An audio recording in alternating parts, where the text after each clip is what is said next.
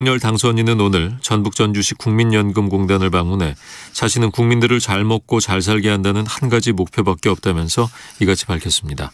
또 새만금과 전북을 누구나 와서 마음껏 돈 벌 수 있는 지역으로 만들어보자며 자신도 최대한 노력하겠다고 말했습니다.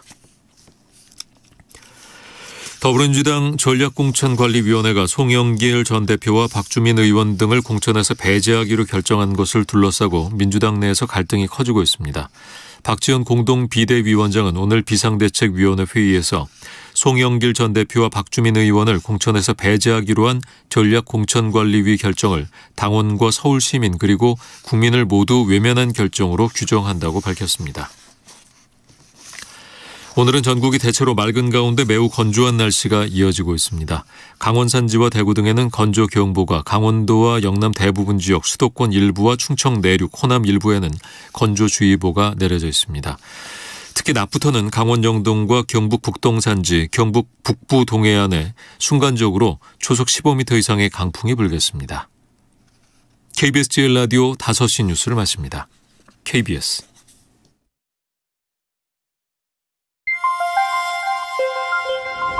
대한민국 중심 채널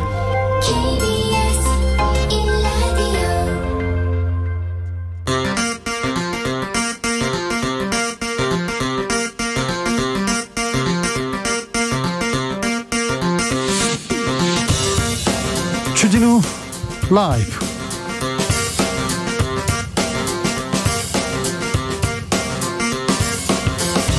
(2022년 4월 20일) 수요일입니다. 안녕하십니까, 주진우입니다.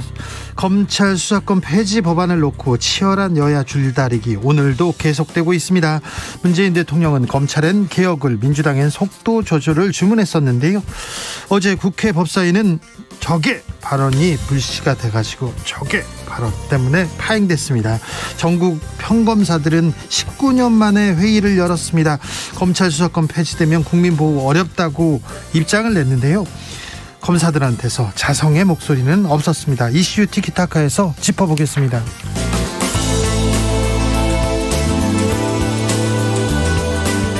서울시장 민주당 후보는 누가 될까요? 민주당 송영길, 박주민 의원 공천 배제 소식 전해졌는데요.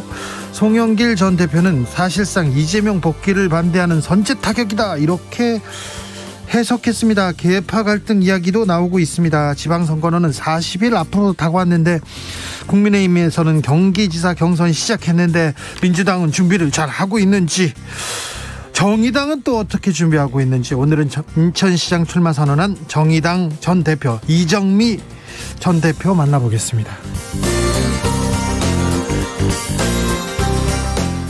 전국 장애인 차별 철폐 연대 전장현이 내일 출근길 지하철 타기 시위를 재개합니다. 장애인들의 이동권, 대중교통을 탈 수 있는 권리를 달라, 이렇게 외치고 있는데요. 장애인들의 시위를 놓고 불법이냐 헌법 권리냐는 논란, 정치권까지 번졌죠. 전장현 박경석 대표 직접 만나보겠습니다. 나비처럼 날아 벌처럼 쏜다. 여기는 주진우 라이브입니다.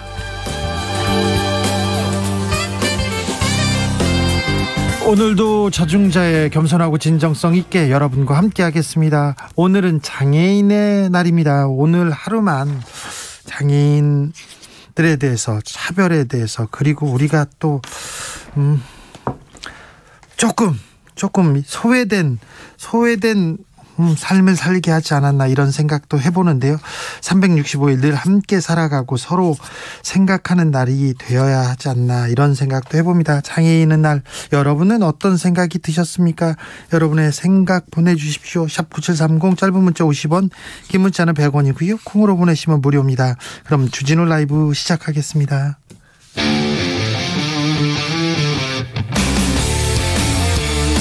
탐사보도 외길 인생 20년.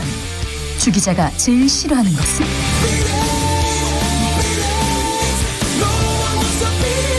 이 세상에서 비리와 부리가 사라지는 그날까지, 오늘도 흔들림 없이 주진우 라이브와 함께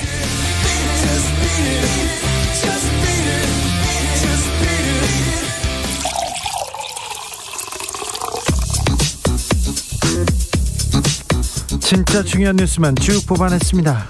주스 정상근 기자 어서 오세요. 네, 안녕하십니까. 어제 법사위 파행됐습니다. 네, 민주당이 추진하고 있는 검찰 수사권 법안 관련해서 어제 오늘도 많은 일이 벌어지고 있는데요. 일단 어제 저녁 관련 법조항을 논의 중이던 법사위원회 법안심사 소위가 파행됐습니다. 적외라는 말이 논란이 됐는데요. 네. 상황이 이랬다고 합니다.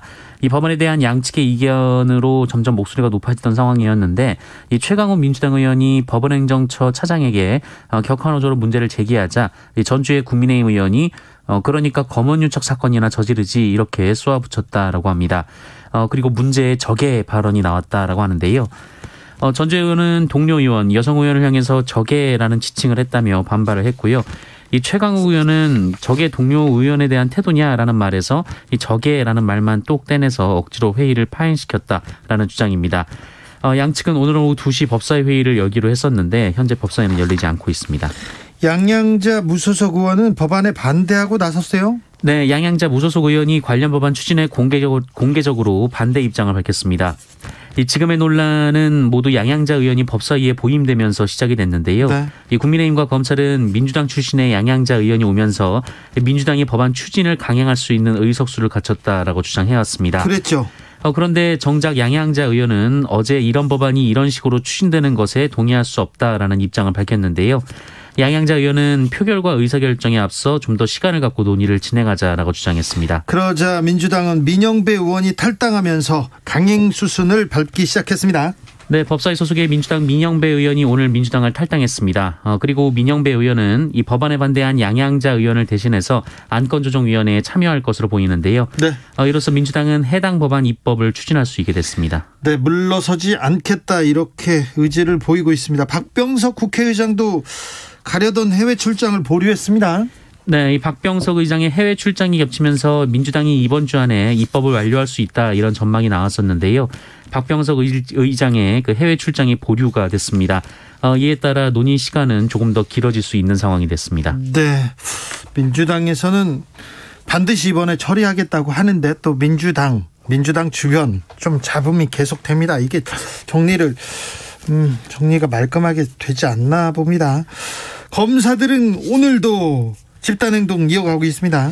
네, 어제 평검사 대표회의가 열렸는데요. 이들은 오늘 입장문을 내고 이 검수완박 법안은 검사의 두 눈을 가리고 손발을 묶어서 범죄를 만연하게 한다라면서 이 수사가 제한됨에 따라 경찰이 고소장을 반려하거나 접수를 거부하면 피해를 구제받을 수가 없다라고 주장했습니다.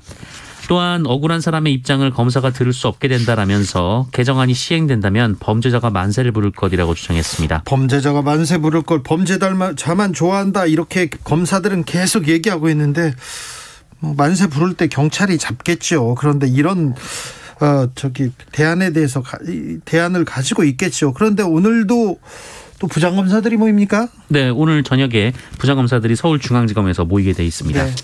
이 검찰 개혁안입니다. 검찰이 공정하지 않다.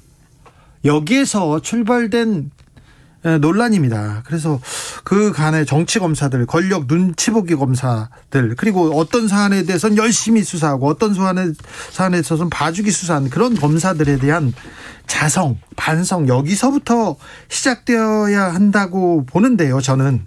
그런데 자성의 목소리 검사들한테는 찾아보기 어렵습니다. 자, 민주당 서울시장 선거에 누가 출마하나요? 아무튼 송영길, 박주민 의원은 컷오프 됐어요. 네, 민주당 전략공천위원회가 송영길 전 대표와 박주민 의원을 서울시장 후보 공천에서 배제하기로 해서 큰 논란이 벌어졌습니다. 송영길 전 대표는 어제 입장문을 내고 전략공천위원회의 결정을 통보받았다면서 이러한 결정은 지방선거를 사실상 포기하고 민주당을 파괴하는 자해행위라고 반발했고요. 한 발 더 나갔어요. 네, 오늘 아침에는 라디오 방송에 출연해서 이재명 상임고문의 정치 복귀를 반대하는 선제 타격이라고 해석하기도 했습니다. 그리고 정다은 전략공천위원은 SNS를 통해서 본인은 반대했지만 역부족이었다라면서 위원직 사퇴를 선언하기도 했습니다. 내용 조짐이 있습니다. 지도부 박지원 비대위원장도 이렇게 반발했어요? 네, 박지원 비상대책위원장은 당원과 서울시민, 국민을 모두 외면한 결정이라면서 이 부동산 실패에 책임이 있는 노영민 전 청와대 비서실장은 단수 공천하고 이 대신 대선 때 헌신했지만 이 선거 결과에 책임을 지고 물러난 전 당대표는 탈락시키는 것이 무슨 고무줄 잣대냐라고 비판했습니다. 여기서 또 노영민 저격하고 있습니다. 또요. 네, 권지웅 비대위원도 전략공관위의 결정은 민주당을 더 낮게 만드는 결정이라고 생각하지 않는다라고 말했습니다. 네. 오늘 비상대책위원회에서 윤호중 위원장은 전략공관위는 비대위의 위임을 받아 심사하고 그 결과를 비대위에 먼저 보고를 해야 하는데 결과가 유출됐다라며 대단히 유감이라고 말했고요. 이 전략공천이 결정 유출 경위를 파악해서 징계를 하기로 했습니다. 한편 최고위원회는 오늘 저녁에 다시 모여서 이에 대한 결론을 내리기로 했습니다. 내용이 오늘 내일로 끝날 것 같지 않죠? 자해행위. 민주당은 선거를 치르는 건지 산으로 가고 있습니다. 산으로. 대선 총선 참패 후에 2018년이었죠. 자중질환에 빠졌던 자유한국당을 보는 것 같다, 이런 얘기를 하는 사람도 있고요. 국민의힘 관계자는 야당복이 우리가 좀 있는 것 같다, 야당복을 보고 있다 하면서 민주당에 대해서 웃고 있더라고요. 네, 민주당이 선거를 지금 치르려는지 준비하는지, 참 민주당도 좀 대선 패배의 자성과 반성부터 시작해야 되는 거 아닌가, 이런 생각도 해봅니다. 윤석열 당선인은 전주 갔습니다. 네, 윤석열 대통령 당선인은 오늘 전북 전주의 국민연금공단을 방문해서 임기 중 풀 수 있는 규제는 다 풀겠다라는 입장을 밝혔습니다. 윤석열 당선인은 우리 국민이든 기업이든 외국인이든 해외 기업이든 우리나라에서 마음껏 돈을 벌 수 있게 해주고 우리는 세금만 받으면 된다라고 주장했습니다. 알겠습니다. 근데 윤 당선인 측 육군 참모총장 공간으로 이렇게 관저를 옮기겠다 이렇게 얘기했는데 여기가 또 아니라고요? 네, 윤석열 당선인 측은 용산에 집무실을 이전하면서 육군 참모총장 공간을 대통령 관저로 리모델링하기로 한 바 있는데요. 그런데 돌연 그 관저를 한남동 외교부 장관 공간에 마련한다라는 보도가 이어지고 있습니다. 네.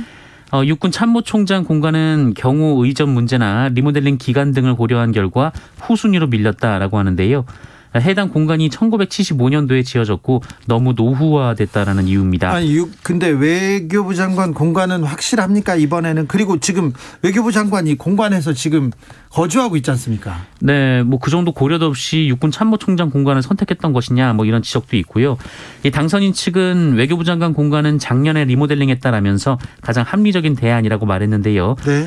육군 참모총장 같은 경우에는 계룡대에 공간을 두고 서울에 올 때만 해당 공간을 사용한 반면에 이 외교부 장관 공간은 상시 사용 중이어서 만약 외교부 장관 공간으로 들어가게 되면 외교부 장관 공간을 다시 마련해야 한다라는 지적이 나오고 있습니다. 정호영 보건복지부 장관 후보자, 이번에는 허리 요추 논란 휩싸였습니다. 네, 의사 출신인 신현영 민주당 의원은 어제 정호영 후보자 아들의 병역 판정에 대한 의혹 제기는 합리적이라면서 병원 진료 기록에는 추간판 탈출증, 그러니까 허리 디스크라고 기록돼 있는 반면 이 병사용 진단서에는 척추 협착으로 진단명이 둔갑한다라고 지적했습니다. 또한 경북대병원 정형외과 전문의가 발급한 소견서에는 요추 5, 6번 이 추간판 탈출증으로 진단한다라고 적혔으나 요추 6번은 실제로 존재하지 않는 척추 부위라고 주장했습니다. 그래서 정호영 후보자가 관련 내용을 공개하겠다고 했습니까? 네, 아들의 척추 진단 질환은 3번의 검사를 거쳤다라면서 객관적 근거에서 의심할 여지가 없다라고 주장했고요. 요추 6번은 엄연히 의학계에서 사용하고 있는 용어다라고 말했습니다. 네. 원희룡 국토부 장관 후보자에 관련해서도 특혜 의혹 제기됐습니다. 네, 원희룡 국토부 장관 후보자가 제주 오등동 개발사업 민간 특혜 의혹으로 시민단체로부터 고발당한 것으로 알려지면서 민주당이 공세에 나섰습니다. 오등봉 공원 개발 사업은 지자체 예산 부족 등으로 이 개발이 지연되는 도시공원 부지를 공원으로 신속히 조성하기 위해서 이 정부가 마련한 특례 제도에 따라 진행된 사업인데요. 네. 제주시가 2016년 추진 불가 결정을 내렸음에도 원희룡 전 지사가 이를 번복했다라는 게 시민단체들의 주장입니다. 여기에 한겨레는 이 개발 사업에 선정된 민간 건설사가 원희룡 후보자의 부인에게 원가 수준으로 이 직접 건설한 단독주택을 팔았고 현재 해당 건설사의 대표도 같은 단독주택 단지에 거주하고 있다라고 보도했는데요. 네. 원희룡 후보자는 이에 대해 이 민간이 공원을 조성해서 지자체에 기부 체납을 하고 나머지는 아파트 등 비공원 시설을 조성토록 해서 지방재정 부담을 최소화한 사업이다라고 말했고요. 이 원희룡 후보자 가족이 거주한 단독주택도 시세에 맞게 샀다라고 반박했습니다. 김인철 교육부 장관 후보자는 학점 특혜 의혹도 나왔어요. 네, 오마이뉴스는 오늘 2018년 1월 이 한국외대 한 강의실에서 진행된 학생회 간부들과 당시 김인철 외대 총장 간의 비공개 간담회 녹취록을 입수해 보도했습니다. 이 간담회는 3개월 전 한국외대가 이 프로골퍼 김인경 선수에게 학점 장학금 특혜를 줬다라는 논란이 휩싸인 후 이뤄진 간담회인데요. 특히 김인철 후보자는 2013년 이 자신의 강의에 수업에 참여한 김인경 선수가 거의 출석도 하지 않고 시험도 치르지 않았음에도 A+를 부여한 것으로 알려졌습니다. 네. 녹취록에서는 이 김인철 후보자가 이 김인경 선수가 수업에는 한 차례밖에 안 들어왔고 중간 기말고사를 보지 않았으며 리포트를 하나만 냈음을 인정을 했습니다. 그러면서 부끄럽다, 유감이다라는 입장을 밝혔는데 끝내 사과를 하진 않았고요. 사과를 학생들이 요구하자 이 사과는 시도 때도 없이 할 수 있는 얘기가 아니다라고 얘기를 했고 당시 그런 일은 사회적으로 용인하는 시대였다라고 말하면서 그런 일은 양해하고 넘어가는 것이 사회의 진화다라고 주장했습니다. 옛날에는 그런 일 많았어. 야구 선수, 축구 선수들 수업 안 보고 뭐 학점 다 받았어. 옛날 얘기입니다. 지금 그런 일은 양해하고 넘어가는 것이 사회 진화라고요? 그렇게 생각하지 않을 거리요. 젊은이들한테 물어보세요. 2013년이 그렇게 옛날도 아닙니다. 네. 코로나 상황 어떻습니까? 네, 오늘 코로나19 신규 확진자 수는 11만 1,319명입니다. 어제보다 7,185명이 줄었고요. 지난주 수요일 발표된 확진자 수에 비하면 8만 4천여 명 정도가 줄었습니다. 위중증 환자는 808명으로 나흘째 800명대고요. 사망자는 166명으로 사흘째 100명대입니다. 중앙재난안전대책본부는 최근 일주일 하루 평균 확진자 수가 전주보다 40%가량 감소한 11만 명대 규모라고 밝혔고요. 확진자 규모가 4주째 감소세를 이어가고 있다라고 밝혔습니다. 학생들이 이제 수학여행 간다고요? 네, 다음 달 1일부터 전국의 모든 유치원, 초중, 고등학교 학생들이 전면 등교를 합니다. 네. 교과, 비교과 활동을 정상적으로 할 수 있고요. 체험학습이라든지 모든 활동 다 할 수 있습니다. 수학여행도 의견 수렴을 거쳐서 할 수가 있습니다. 주스 정상근 기자와 함께했습니다. 감사합니다. 고맙습니다. 1020님께서 장애인은 늘 같이 살아가는 존재가 아닌가요? 언제는 있고 언제는 없는 존재가 아니죠. 장애인이나 비장애인도 모두 함께 살아가는 사회가 되어야죠. 그렇습니다. 3330님, 장애인을 차별 없이 대하는 현실이 되면 좋겠습니다. 이렇게 얘기했습니다. 네.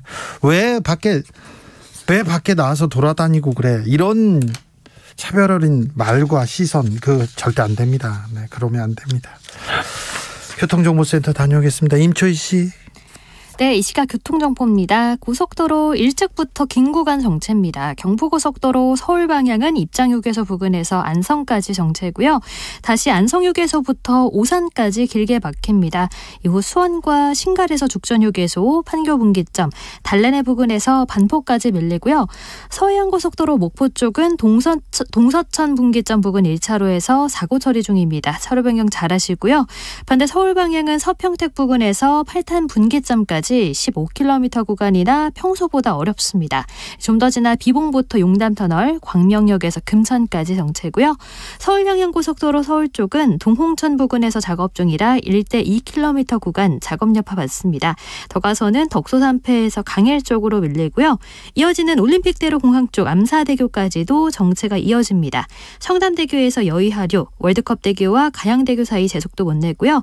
강변북로 일산 쪽은 강동대교부터 암사대교, 영동대교부터 양화대교까지 정체 이어집니다. KBS 교통정보센터에서 임초희였습니다.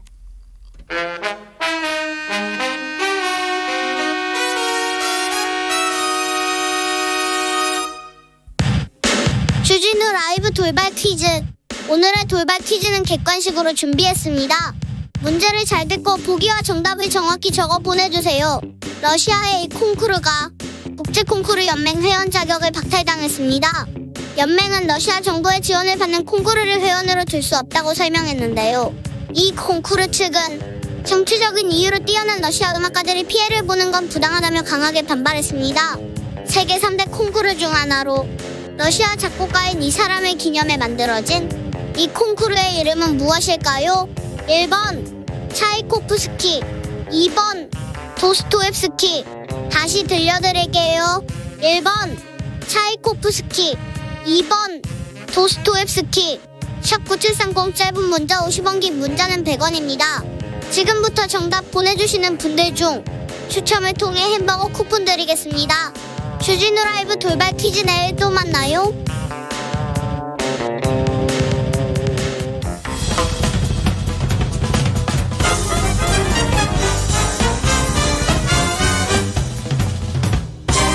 훅 인터뷰. 위한 모두를 향한 모두의 궁금증 훅 인터뷰. 검찰 수사권 폐지 법안을 놓고 여야 입장 첨예하게 맞서고 있습니다. 이런 가운데 정의당 어떻게 생각하는지 궁금한데요. 물어보겠습니다. 인천시장 출마를 선언했습니다. 이정미 정의당 전 대표, 안녕하세요. 네, 안녕하세요. 인천시장 출마하셨어요? 네. 출마의 변부터. 제가 대선이 끝나고 나서 네. 이제 두 가지 숫자에 꽂혔었거든요. 네. 하나는 0.7, 네. 하나는 2.3이었습니다. 그러니까 민주당과 국민의힘 사이의 0.7%의 표 차이는 네. 어느 누구가 완전한 승자가 아니라는 국민들의 강력한 경고의 메시지였다고 보거든요. 네. 그러니까 국민의힘도 정권 교체했다고 오만하지 말고 민주당도 좀 더 자성의 시간을 가졌으면 좋겠다. 이제 좀 그만 싸우고 서로를 좀 돌아보는 네. 그런 시간을 가지라는 메시지였고, 정의당의 2.3은 야, 정의당 좀 초심으로 다시 돌아가가지고 좀 진보 정당답게 네. 더 새롭고 더 나아지는 모습들을 보여줘야 되지 않냐 하는 이제 회초리를 맞은 것이죠. 네.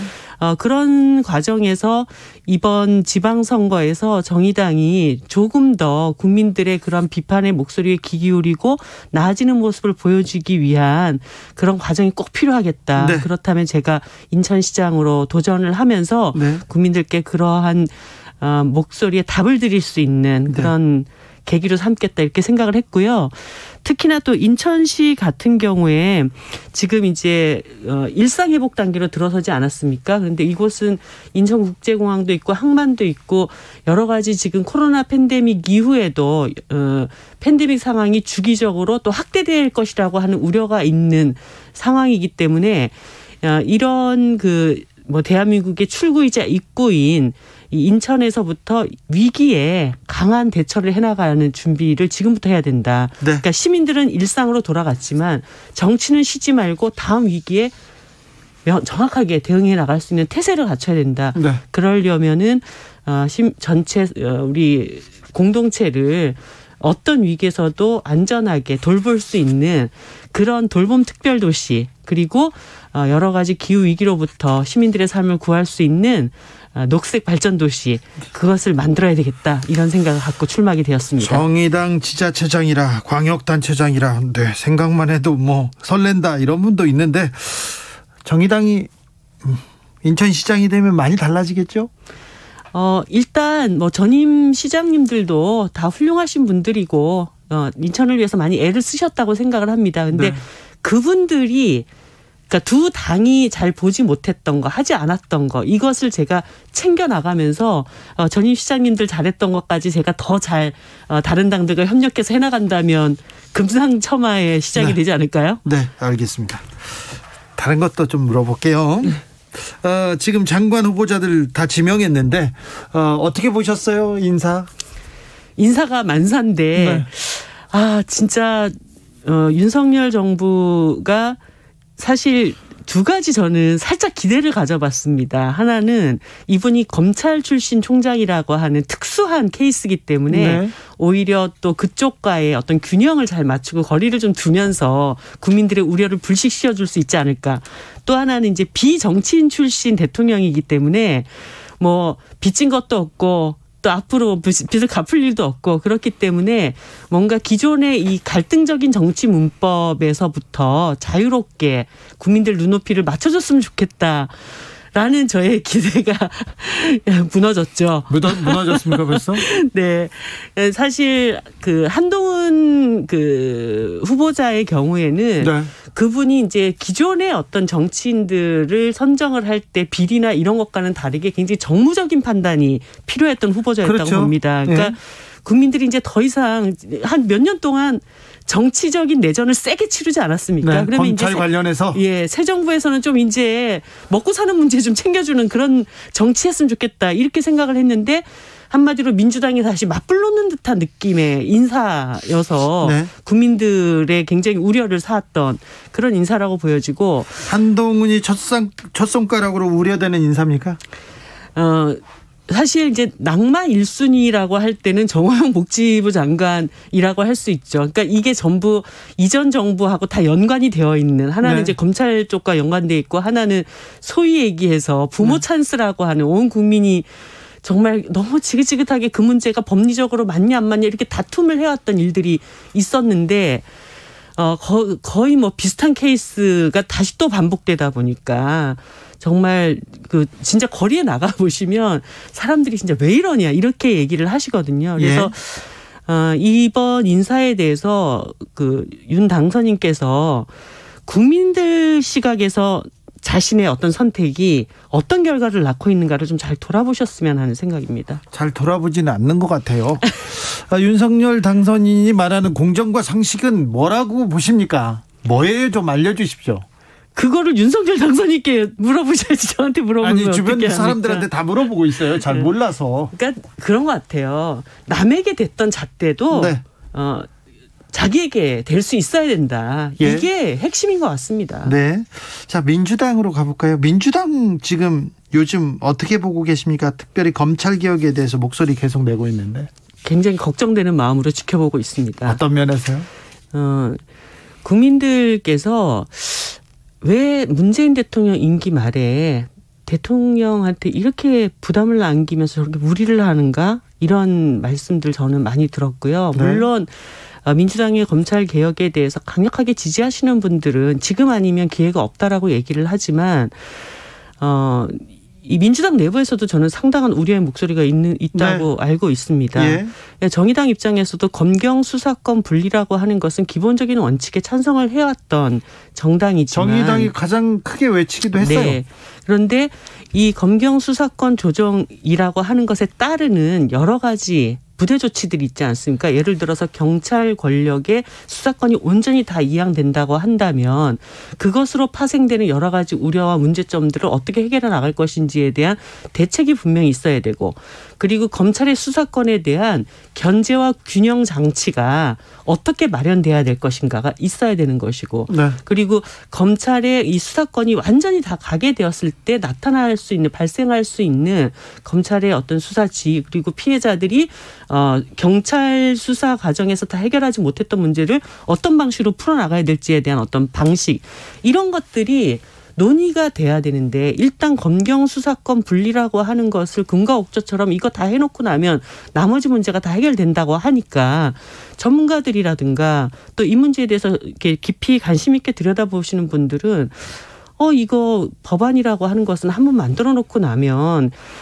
그 다음에 또 이것을 고칠 때는 그것보다 더한 어떤 정쟁이 있을 수밖에 없는데 좀 이게 뭐라고 해야 되나 제대로 된 검찰 개혁이라고 하는 방안들을 좀 만들어 나가는 과정들이 필요하지 않나. 네. 아니면은 왜 이때까지 그거를 또 안 하다가 지금 와서 일어나 이런 여러 가지 문제들이 지금 네. 복합되어 있는 것 같습니다. 그러다 보니까 오늘 뭐 민영배 의원의 탈당까지 네. 정말 무리수가 나오고 있는 거 아닙니까? 무리수입니까? 엄청난 무리수죠. 그러니까 목적을 위해서 뭐 정치라고 하는 것이 일정 게임의 어떤 영역이 있기도 하지만 도를 넘는 수단을 쓰는 것은 국민들 입장에서 이게 수용되기가 굉장히 어려울 것이라고 저는 보고 있습니다. 검찰 개혁을 위해서 좀 급하게라도 급한 걸음이라도 좀 가야 한다 이렇게 생각하는 게 아니라 이건 무리수입니까? 그렇죠.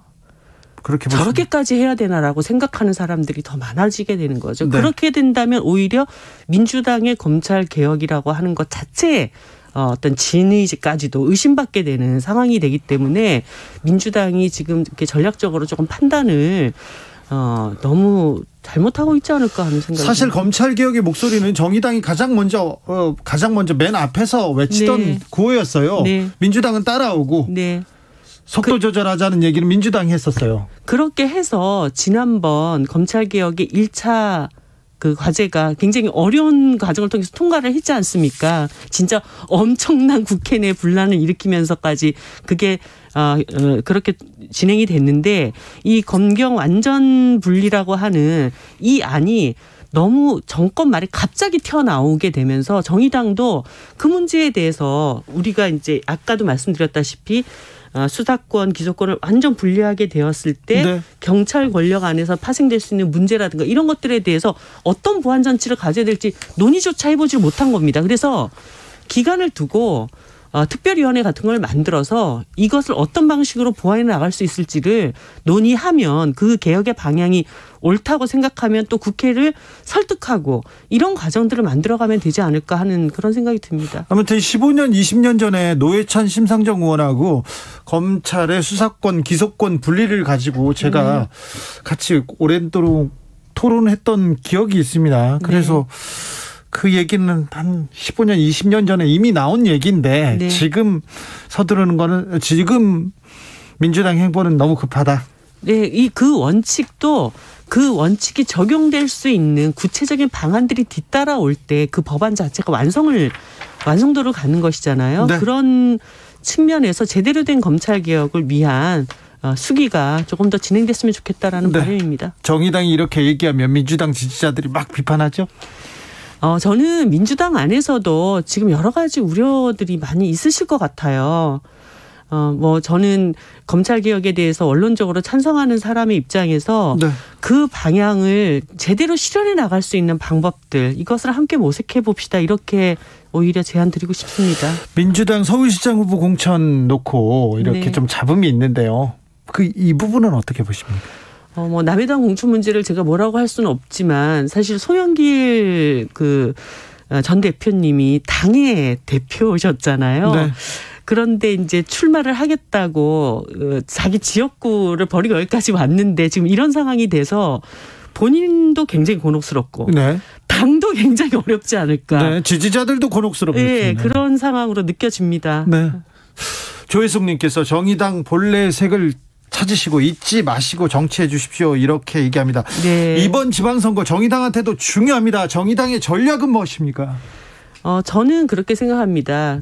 국민들이 요구했던 초심을 잃지 마라. 그 초심을 다시 한번 쭉 되새겨보고 그다음에 새로워져라. 그래서 이 변화하는 시대에 좀 더 새로운 의제들을 우리 사회를 변화 발전시켜 나가는데 정의당이 이런 대안을 내놓습니다라고 하는 것을 좀 진정성 있게 내놓고 정치가 이렇게 너무 정쟁에 매몰돼 있을 때 지금 물가가 엄청나게 치솟고 민생이 정말 한 치 앞을 내다보기 어려울 때 아닙니까? 네. 이럴 때 정말 민생에 더 가까이 다가가는 그런 모습으로 우리 시민들께 평가를 다시 받고 싶습니다. 대선에서 0.7 얘기하시고 2.3 얘기하셔서 얘기하는데 대선에서 민주당과 정의당이 손을 잡았다면 정권 재창출할 수 있었을 텐데 그렇게 얘기하는 사람들이 많습니다. 인천시장 또 국민의힘과 민주당이 박빙일 때 정의당의 이정미라는 존재감 또 계속해서 이렇게 단일화 얘기가 이렇게 압박으로 작용할 수도 있을 것 같은데요. 이번 대선에 모든 대선 후보들 이재명 후보까지도 이제 대한민국 정치가 변하기 위해서는 다당제 국가로 나가야 된다. 그리고 그것을 위한 제도 개선을 위해서 노력하겠다. 다 약속을 하셨습니다. 그러니까 다당제가 되려면 각 정당의 색깔, 각 정당의 비전을 가지고 국민들한테 선택받을 수 있는 기회가 있어야 되잖아요. 네. 그 기회를 포기하면 그 정당이 어떻게 존립을 하겠습니까? 그런 측면에서 부족한 것도 많고 또 우리들 스스로도 쇄신해야 될 것이 많지만 민심에 가까이 가기 위해서 더 뼈를 깎는 노력을 하면서 정의당을 한번 평가받아보고 싶습니다. 네. 장순태님, 정의당이 먼저 대안을 제시했어야죠. 정의당이 작지만 강해서 먼저 이렇게 이슈, 먼저 공약, 정책을 던지고 민주당과 국민의힘이 보수당이 따라가는 그런 모습을 봤는데 요즘은 좀 볼 수 없다 이런 얘기를 하는 분도 있습니다. 네. 자, 이정미가 인천시장 됩니까? 여성 최초의 지자체 인천시장이 될까요?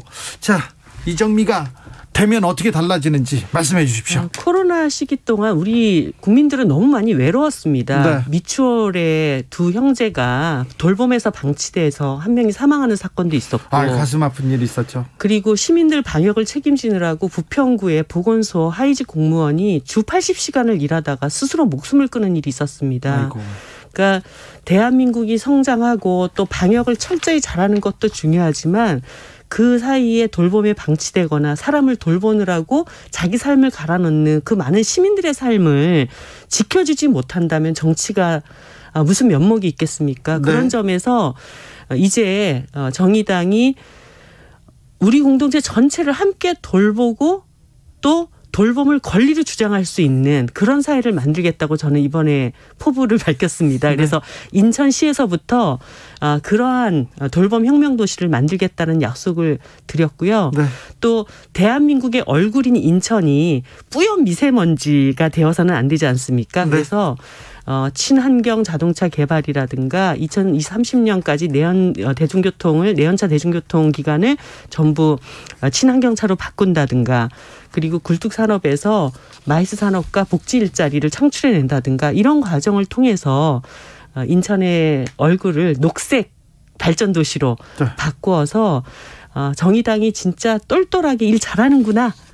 진짜 여성 시장이 일을 제대로 잘 챙기는구나 이렇게 평가받아 보겠습니다. 이정미가 시장이 되면 인천이 확 달라지기는 하겠네요. 감사합니다. 지금까지 이정미 정의당 인천시장 후보였습니다. 네, 감사합니다. 나비처럼 날아 벌처럼 쏜다. 주진우 라이브.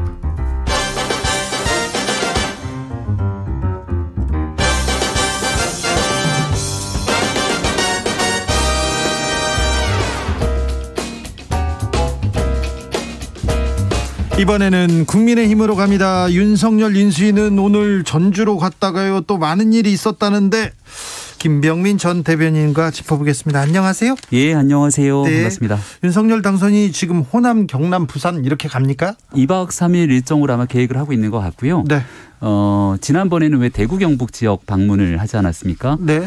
이번 일정에 대해서 아마 약속을 지키는 일정 또 민생을 살피는 일정이라고 생각하는데 선거 기간 내내 당선되고 나서 다시 꼭 찾아뵙겠다 이런 얘기를 한 적이 있었고 네.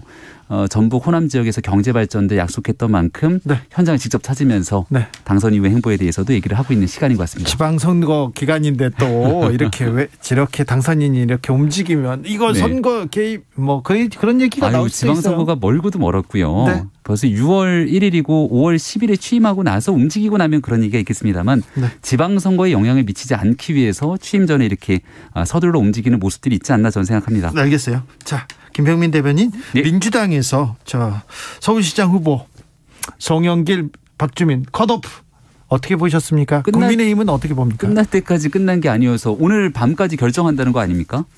저는 박지원 비대위원장이 이걸 갖고 굉장히 좀 강하게 불만을 제기하고 있던데요. 그게 잘 이해가 안 가더라고요.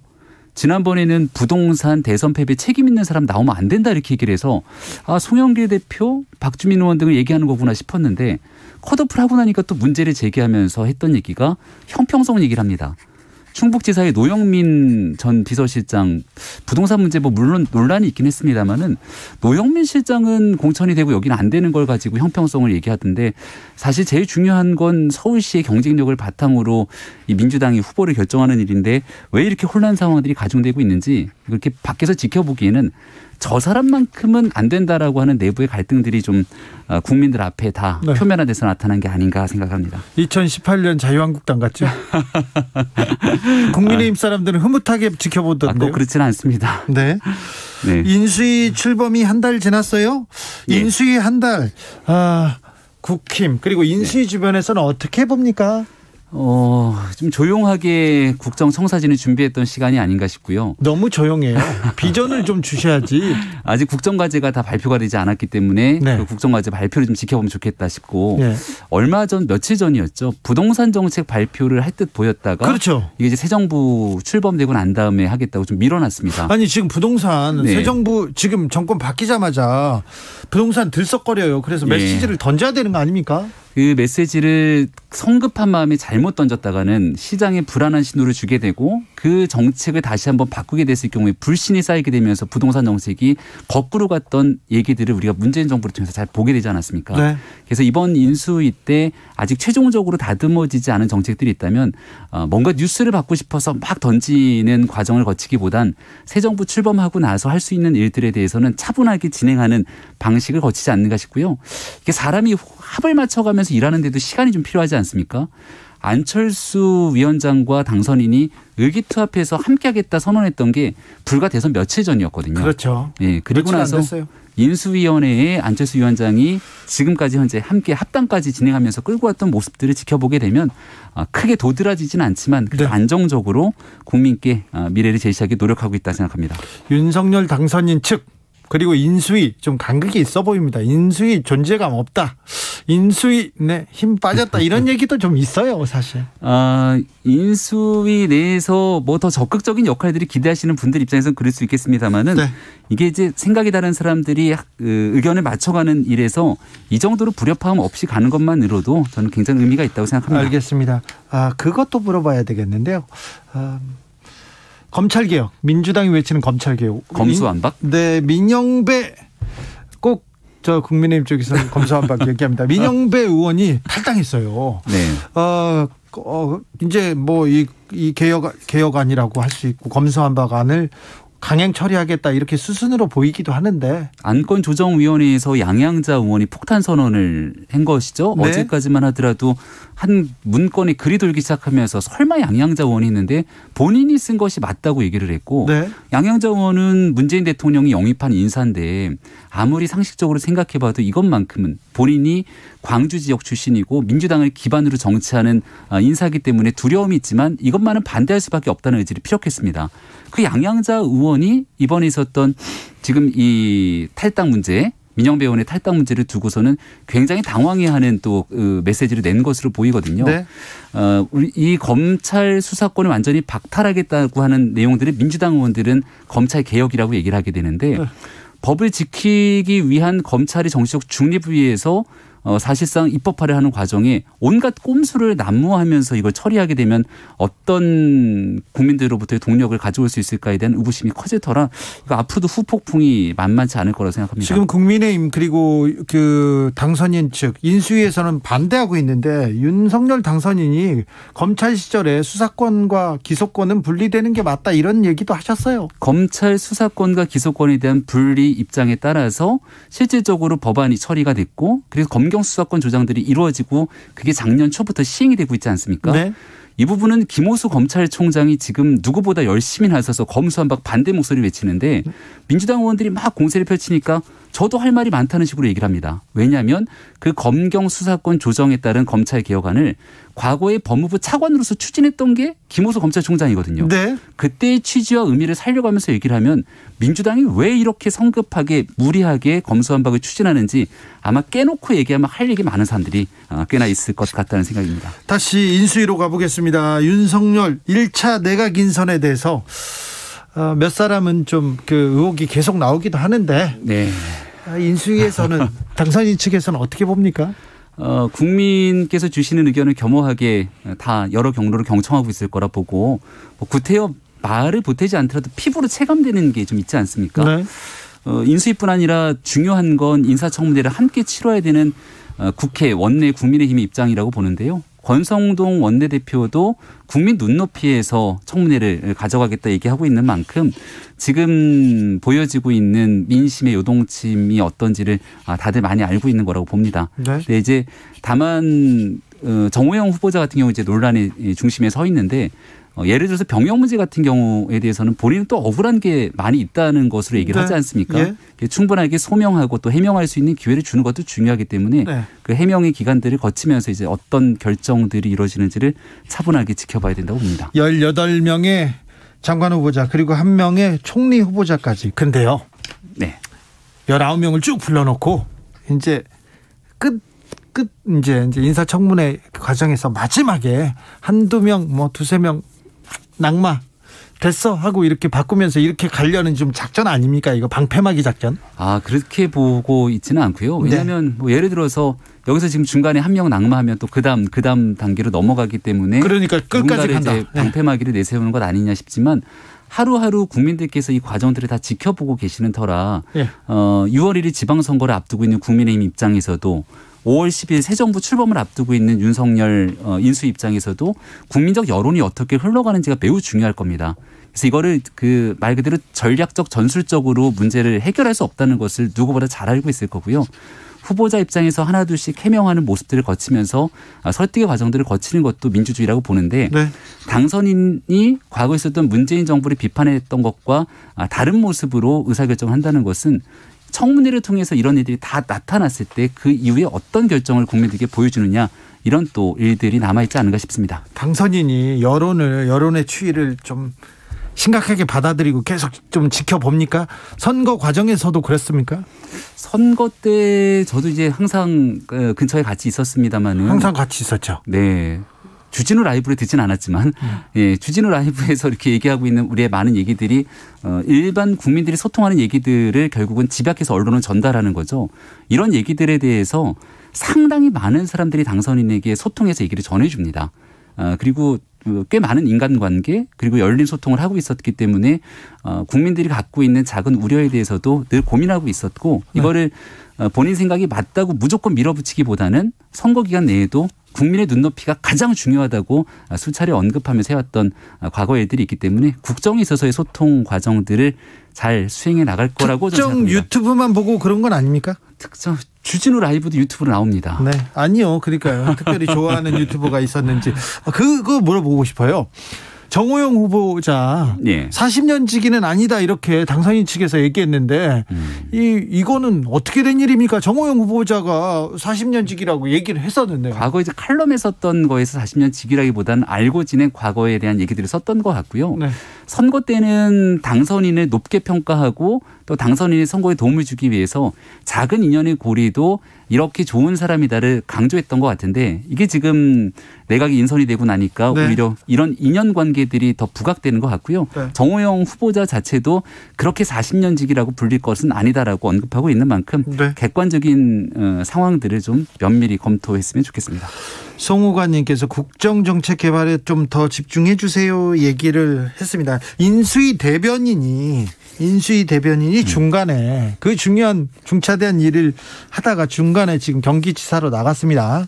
그리고 누구도 국민의힘 어떤 후보들도 내가 윤심이다 이렇게 해가지고 윤심 이렇게 촉발하고 있는데 이 부분은 선거에서 어떤 영향을 미칠까요? 윤심이라고 했을 때 과거의 특정 정치인들을 끌어당기면서 공천 과정에 영향을 행사하거나 당에서의 뭔가 이득을 얻기 위한 일들이 있다면 국민들한테 썩 달갑게 비춰지지 않을 수도 있겠다고 생각합니다. 네. 근데 이제 지금 많은 정치인들이 얘기하고 있는 윤심이라는 건 윤석열 당선인을 만들어낸 많은 국민들이 계시지 않습니까? 네. 그 국민들 입장에서는 윤석열 정부의 성공을 누구보다 바라고 있을 건데 지방선거에서 어떤 파트너와 함께 새 정부가 운영되는 것이 가장 효과가 좋을 것인가를 판단하게 된다면 여기서 국민들을 대상으로 내가 그 파트너로 제일 적합하다라고 외치는 정치인들의 호소가 아닐까라고 생각합니다. 윤석열 당선인이 오늘 임기 중에 풀 수 있는 규제는 다 풀겠다 이렇게 얘기했는데 요거 어떤 의미입니까? 경제를 발전시키고 특히 지역에 가서 이제 한 말로 볼 수 있을 텐데요. 네. 특히 전북 지역, 전남 지역에서도 그동안 민주당이 많은 정치인들에게 수많은 표를 줬지만 지역을 가서 면밀히 돌아보면 주민들께서 왜 이렇게 지역에 대한 발전이 없는지에 대해서 목소리를 높이고 있는 거 잘 알 겁니다. 네. 이걸 이제 발전시켜 나가기 위해서 불필요한 규제들이 있거나 풀 수 있는 일들이 있다면 임기 내에 과감하게 풀면서 지역 발전 해내겠다. 선거 때도 약속했던 일인 네. 만큼 당선된 이후에도 특히 호남 지역에서의 약속했던 발전 책임지겠다는 의지의 표현이라고 생각합니다. 네. 윤석열 1기 내각 능력만 본다. 지역도 뭐 안배도 없다 이렇게 얘기하면서 얘기했는데 아직 다 끝난 건 아닌 것 아직 같은데요. 다 끝나지 않았는데 차관 인사도 있고 네. 대통령실 인사도 있고. 근데 그 에이스로 장관을 꾸민다고 했는데 호남에는 능력 있는 사람들이 없습니까? 대통령 취임을 준비하는 가장 막중한 인물을 박주선 위원장이 맡고 있지 않습니까? 취임식 하루잖아요. 그리고 취임식 하루만이 아니라 아마 박주선 위원장 같은 경우는 앞으로도 또 중요한 역할을 하지 않을까 싶고 네. 민주당이 몸을 담았던 조배수 의원이 이번에 지방자치단체 선거에 나가죠. 국민의당에 갔다가 바깥에 있는 분이죠. 그래도 조배수 의원 같은 분들까지도 네. 호남 지역을 대표해서 선거에 출마하고 선거 결과가 어떨지 모르겠습니다만 또 정부에서 중요한 일들을 맡지 않겠습니까? 예. 앞으로 민간합동위원회 등 정부가 성공에 나갈 수 있는 길 길드 속에서 호남 지역에 아주 능력이 출중한 분들 함께 할 수 있을 거라 생각하고 예. 사람도 중요하지만 어떤 사람들과 함께 그 지역의 발전을 도모하는가 여기에 대한 그 비전에 대해서는 당선이 어느 지역보다 호남 지역의 발전을 정말 마음속 깊이 생각하고 있을 거라고 저는 확신합니다. 5월 10일 취임식입니다. 준비는 잘 돼가고 있습니까? 그런 것 같은데요. 예. 그래요? 차분하게 잘 진행되는 것 같고 네. 시민들께서 신청했던 것도 한 4만 명 정도 신청을 하셨다고 네. 얘기들이 나오고 있는 것 같고요. 네. 코로나 이후 이제 아무래도 많은 사람들이 모이는 거에 대해서 조금 불안감이 있긴 합니다만은 새 정부 출범을 아주 성황리에 잘 만들 수 있을 거라고 이거 준비하는 사람 중에 하나가 김수민 전 의원이거든요. 네. 김수민 전 의원이 이 결혼까지 미뤄가면서 지금 열심히 준비하고 있는 걸로 알고 있습니다. 윤석열 당선인이 관절을 좀 다시 옮긴답니다. 네. 합참의장 공간이 아니라 외교부 장관 공간이 유력하다고 나왔는데 여기는 맞습니까? 오늘 인수위에서 공식적으로 아직 확정된 것은 없다 이렇게 얘기를 했습니다. 예. 그러니까 뭔가 준비하는 과정 속에서 조금이라도 미흡한 부분들이 있으면 마지막까지 돌다리도 두드리는 것 같고요. 서초동에서 조금 불편함이 있더라도 출퇴근하면서 완벽하게 마무리를 지면서 하려고 하는 계획들을 갖고 있는 것 같은데 네. 시간이 뭐 얼마 남지 않았으니까 곧 윤곽을 드러내지 않을까요? 2014님께서 늘 꿈보다 해몽이 좋은 것 같습니다 하는데 김병민님 해몽이 좋죠. 네. 해설이 좋습니다. 네. 지금 장관 후보자들 기준이 국민들 정서랑 맞는다고 생각하십니까? 이렇게 물어봅니다. 그래서 저는 장관 후보자들이 더 적극적인 홍보가 좀 필요하다고 생각을 해요. 예. 그러니까 지금은 도덕성 검증에 대한 얘기들 중심으로 보도가 되고 있는데 당선인의 의지는 실력을 중심으로 최고의 전문가를 등용했다는 것 아니겠습니까? 왜냐하면 지난날 문재인 정부 내각에서 그리고 문재인 정부의 많은 정부의 국정운영 파트너들이 전문가가 상당 부분 뒤로 다 밀려났습니다. 네. 그러다 보니 왜 이런 전문가들이 등용돼서 새로운 내각을 꾸렸을 때 어떤 변화가 있는지를 말을 좀 해줘야 되는데 지금은 이제 도덕성 검증이라고 하는 미명에 갇혀서 이 내용이 잘 드러나지는 않습니다. 네. 그 부분이 좀 부각이 되게 되면 청문회에서 많이 나타날 텐데요. 보시는 국민들께서도 이렇게 일하는구나라고 생각할 수 있을 거라고 봅니다. 인수위와 당선인 측에서 지금 민주당이 검찰개혁 얘기하니까 뭐라고 해야 되나 화제가 그쪽에 집중되니 조금 숨을 돌리고 있다면서요? 뭐 꼭 그런 건 아닌데요. 이건 뭐 누가 검수완박이라고 하는 걸 국민의힘에서 해달라고 한 것이 아니라 민주당 차원에서 문재인 대통령 임기 내에 무리하게 추진해서 지금 시민단체를 비롯한 각종 뭐 정의당을 비롯한 많은 사람들에게 문매를 맞고 있는 것 아니겠습니까? 민주당이 왜 이런 선택을 하게 되는 것인지 말씀 주신 것처럼 자당에도 이득이 되지 않는 일이라고 판단된다면 국민을 위해서 서둘러 검수완박 무리한 법안 추진 뒤로 좀 물렸으면 좋겠다는 생각이죠. 검찰 개혁이랍니까? 네. 검찰 수사권을 완전히 박탈하는 민주당식 개혁. 네. 김병민 국민의힘 선대본부 대변인이었습니다. 감사합니다. 네, 고맙습니다. 저는 6시 2부에서 돌아옵니다.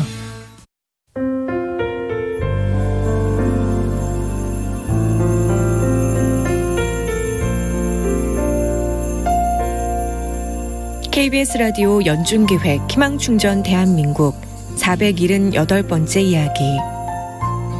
안녕하세요. 아나운서 이현주입니다. 눈발이 흩날리는 차디찬 겨울, 인적이 드문 밤거리. 몸을 잔뜩 웅크린 채 거리를 헤매던 6살 꼬마는 불과 몇 달 전 재현이의 모습입니다. 재현이의 부모님은 재현이가 태어나자마자 무책임하게 집을 나갔습니다. 그때부터 줄곧 외갓집에서 자란 재현이.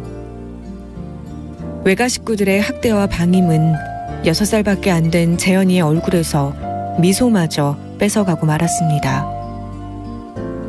결국 재현이는 바깥 날씨보다 더 차가운 집을 나와서 거리를 헤맬 수밖에 없었는데요.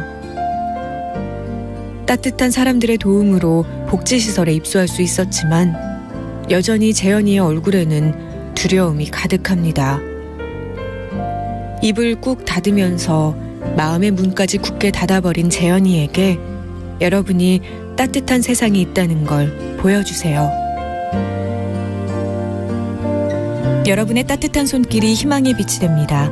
ARS 060-700-1580 060-700-1580 한 통화 3,000원으로 희망을 선물해주세요. KBS 라디오 연중기획 희망충전 대한민국은 초록우산 어린이재단, 인탑스 주식회사 그리고 청취자 여러분과 함께합니다. ARS 060-700-1580 한 통화 3,000원입니다.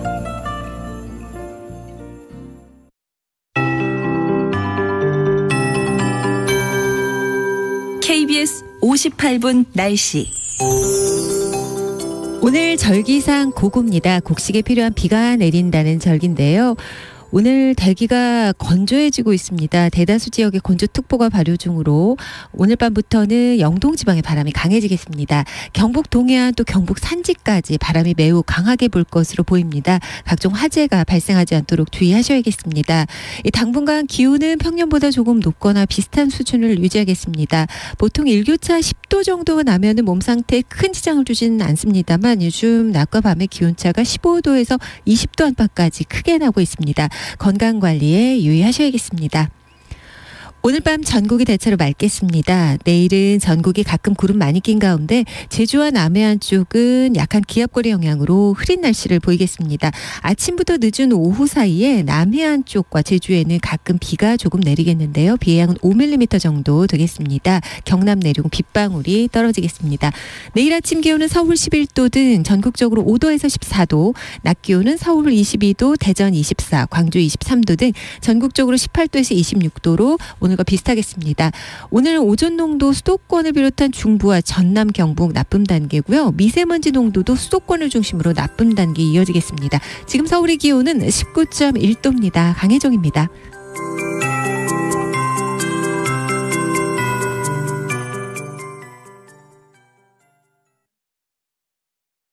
정성을 다하는 국민의 방송 KBS가 6시를 알려드립니다.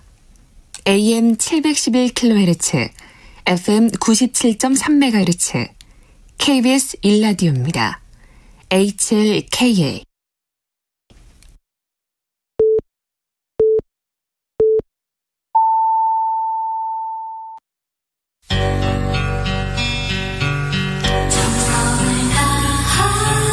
정성을 다하는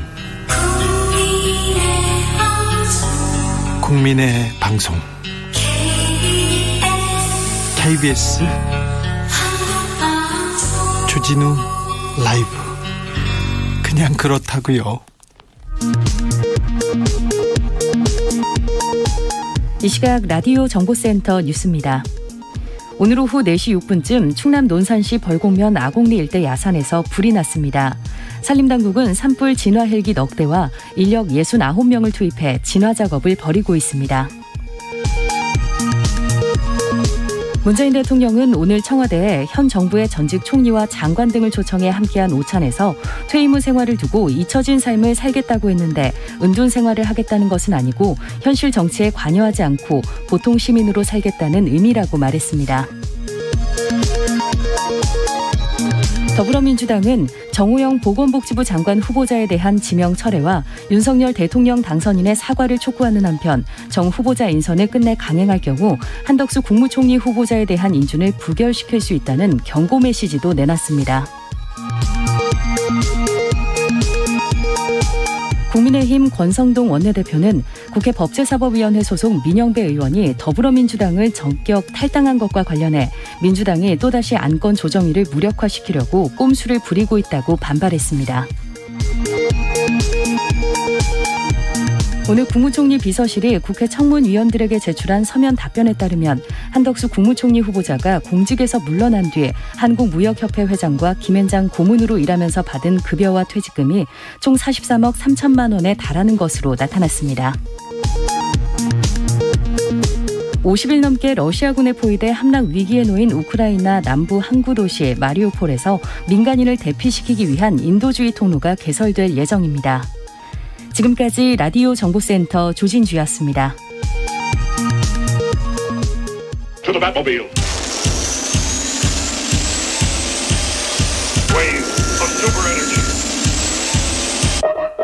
주 기자의 1분.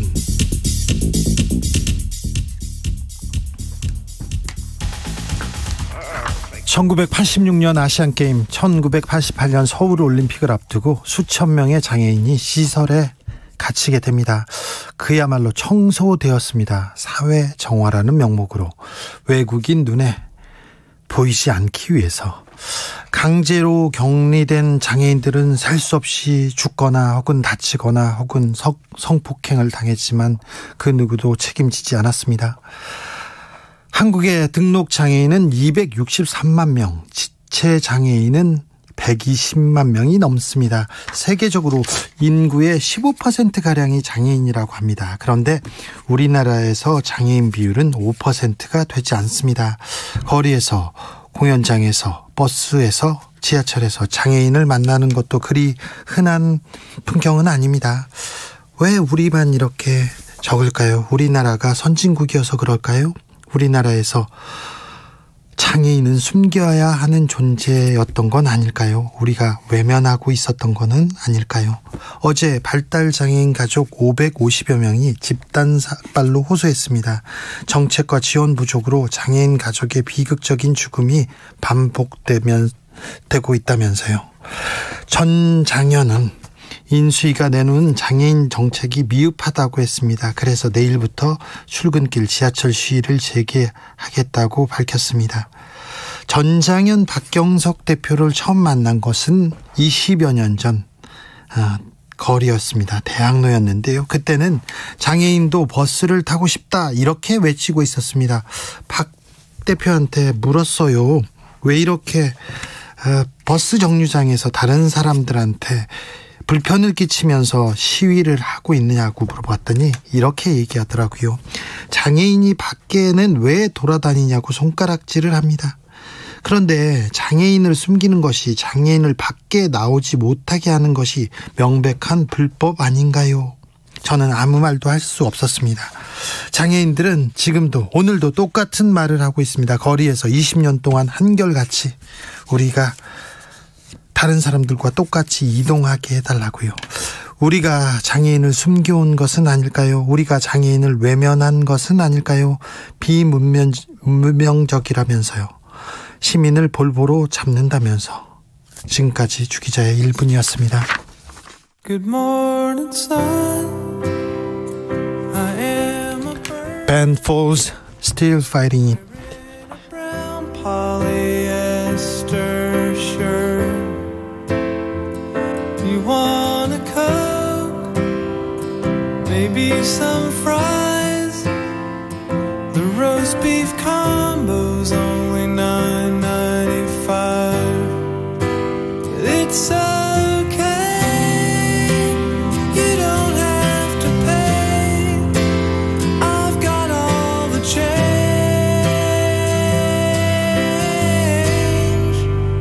Everybody knows.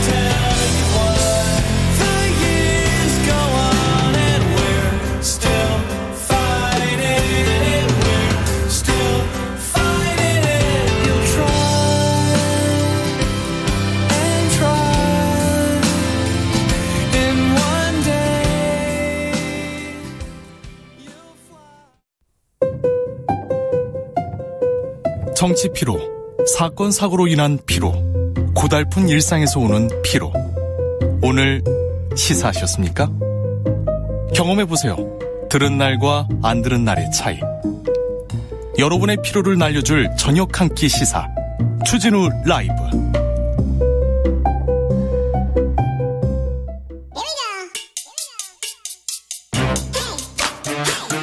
뉴스를 향한 진지한 고민, 기자들의 수다. 라이브 기자실을 찾은 오늘의 기자는 KBS 경제부 서영민 기자입니다. 어서 오세요. 안녕하세요. 오늘은 어떤 뉴스 가볼까요? 일단은 한국은행 총재, 신임 총재 소식부터 가시죠. 네. 임명장을 받았지 오늘? 네네. 어제 청문회가 있었고요. 네. 상당히 청문회도 원활했고 네. 뭐 내일 취임한다고 합니다. 네. 문재인 정부가 임명했지만 윤석열 정부의 중앙은행장이 될 이창용 한국은행 총재. 네. 무난하게 어제 국회에 보면요, 뭐 네. 분위기도 좋았고요. 양쪽이 뭐 이견 없이 합의로 청문 보고서 채택했고요. 그리고 뭐 딸이 어딨냐, 아들이 어딨냐, 그런 거 뭐 재산이 얼마냐 이런 거보다는 거의 네. 정책에 대해서 물어보고 금리 어떻게 할 거냐 이런 얘기 하더라고요. 맞습니다. 이분이 사실은 병역 면제셔서 그 무릎 어떻게 된 거냐에 대한 네. 얘기도 잠깐 있긴 했는데 그냥 뭐 자료를 제출 잘했다, 뭐 이해가 됐다, 뭐 이렇게 넘어갔고요. 이분이 경력이 뭐 화려하시더라고요. 네, 최근까지 IMF에서 국장을 했는데 이게 한국인 최초의 고위직입니다. 아시아 태평양 담당 국장인데 네. 가게 된 이유도 재밌습니다. 네. 스승이 미국 사람인데요, 로렌스 서머스라는 유명한 사람 아닙니까? 네, 재무장관 했고요, 장관 했고요, 네. 하버드 총장까지 했습니다. 그렇죠. 서머스는 네. 저도 잘 압니다. 네, 저는 오바마 대통령이요, 네. 연준 의장에 임명하려고도 했습니다. 자넷 옐런 임명할 때. 근데 네. 그때 약간 민주당 쪽에서 좀 반대가 있어서 네. 자기 당에서 그래서 안 됐는데 이분 좀 문제입니다. 이분요. 네. 이분이 뭐 예전에 총장 하실 때, 하버드 총장 하실 때 여성은 선천적으로 수학, 과학 못한다 이런 발언을 해서 구설수에. 아이고. 네. 안 되죠 그러면. 네. 능력은 상당히 인정받는 민주당 진영의 어떤 구루 대부죠. 같은. 대부죠. 네네. 예. 근데 이분 애제자로 소문이 났습니다. 그래서 이 서머스 총장, 그러니까 서머스 네. 전 재무부 장관이 네. 자, 이창용 데려와라 이렇게 했다는 거 아닙니까? 네, 우리나라 방문했을 때 박근혜 네. 대통령 당시에 콕 집어서 요청을 했다는 겁니다. 그래서 네. 갔다는 겁니다. 아, 그렇군요. 그런데 이분이 그전에는 한국에서 금융위원회 부위원장 차관급 인사였고 예. 서울대 교수였는데 사실은 학생들한테 굉장히 유명한 분입니다. 어떻게요? 경작 원론 교과서를 썼거든요. 아, 네. 이준구 교수와 함께. 예. 이게 베스트셀러, 네. 고시계 베스트셀러, 네. 인세를 아주 많이 버셨을 분입니다. 알겠습니다. 한국은행 총리입니다. 총재입니다. 총재. 아유, 매우 중요한 자리입니다. 네. 어떤 얘기 하셨어요? 일단은 인기가 없어도 금리 인상에 집중하겠다. 금리 인상. 네. 물가 잡겠다는 얘기인가요? 맞습니다. 당분간 계속 올려야 된다. 그리고 올리겠다는 신호도 계속 줄 거다. 네. 경제학자들이 신호를 준다라는 표현을 좋아하거든요. 네. 신호와 기대. 예. 그러니까 신호를 잘 줘서 기대를 잘 형성하면 경제가 네. 잘 돌아간다. 이런 얘기입니다. 경제는 심리다. 네. 네. 신호를 줘야 된다. 그런 얘기는 또 들어봤습니다. 네.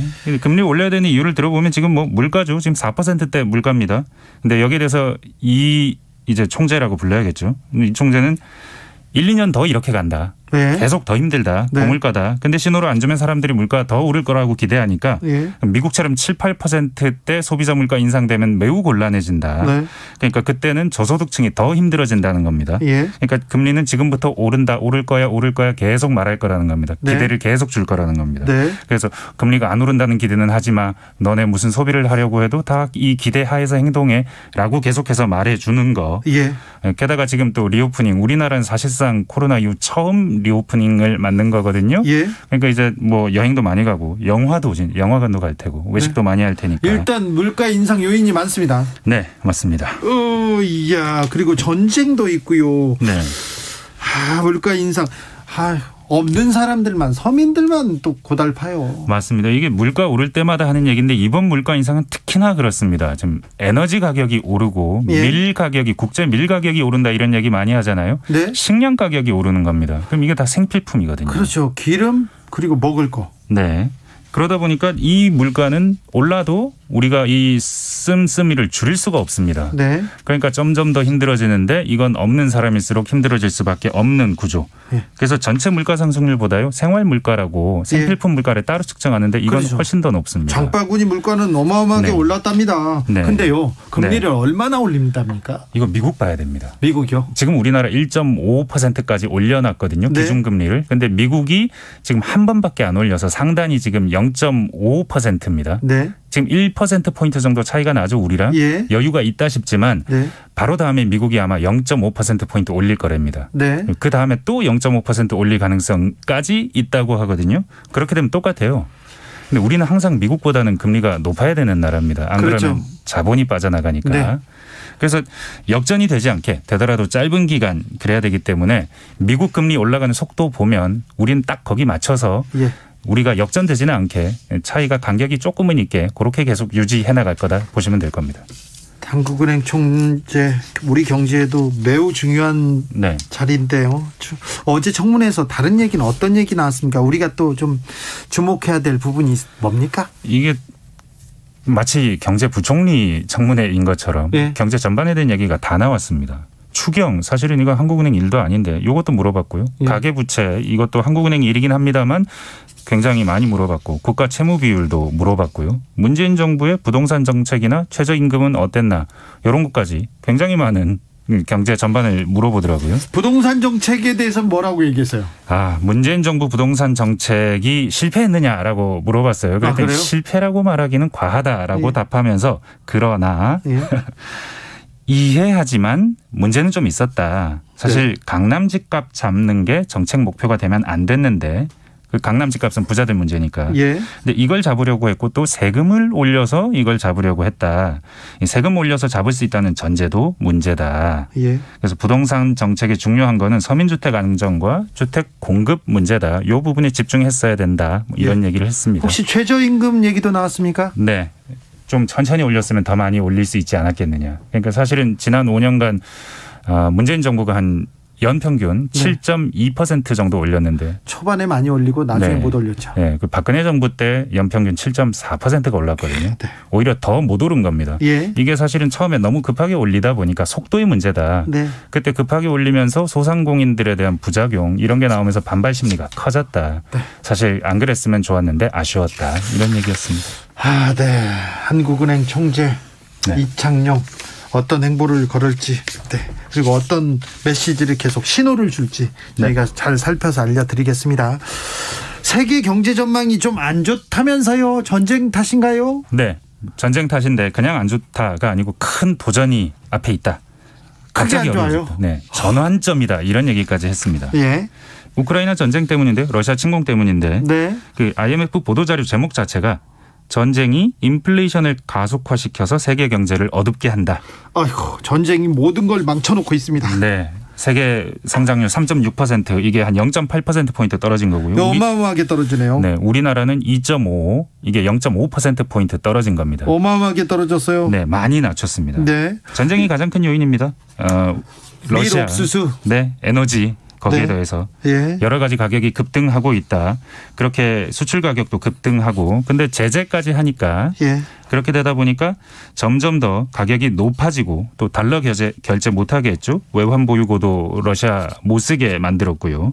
제재가 길어지면서 러시아뿐만 아니고 세계 전체에 악영향을 끼친다. 그리고 우크라이나 난민도 사실은 우리 잘 언급은 안 하지만 문제입니다. 500만 명이 넘어요. 네, 지금 폴란드, 루마니아 뭐 주변 나라로 다가 있는데 네. 이게 또 주변 나라에도 엄청난 부담이 될 겁니다. 예. 그래서 유럽의 영향이 가장 크고요.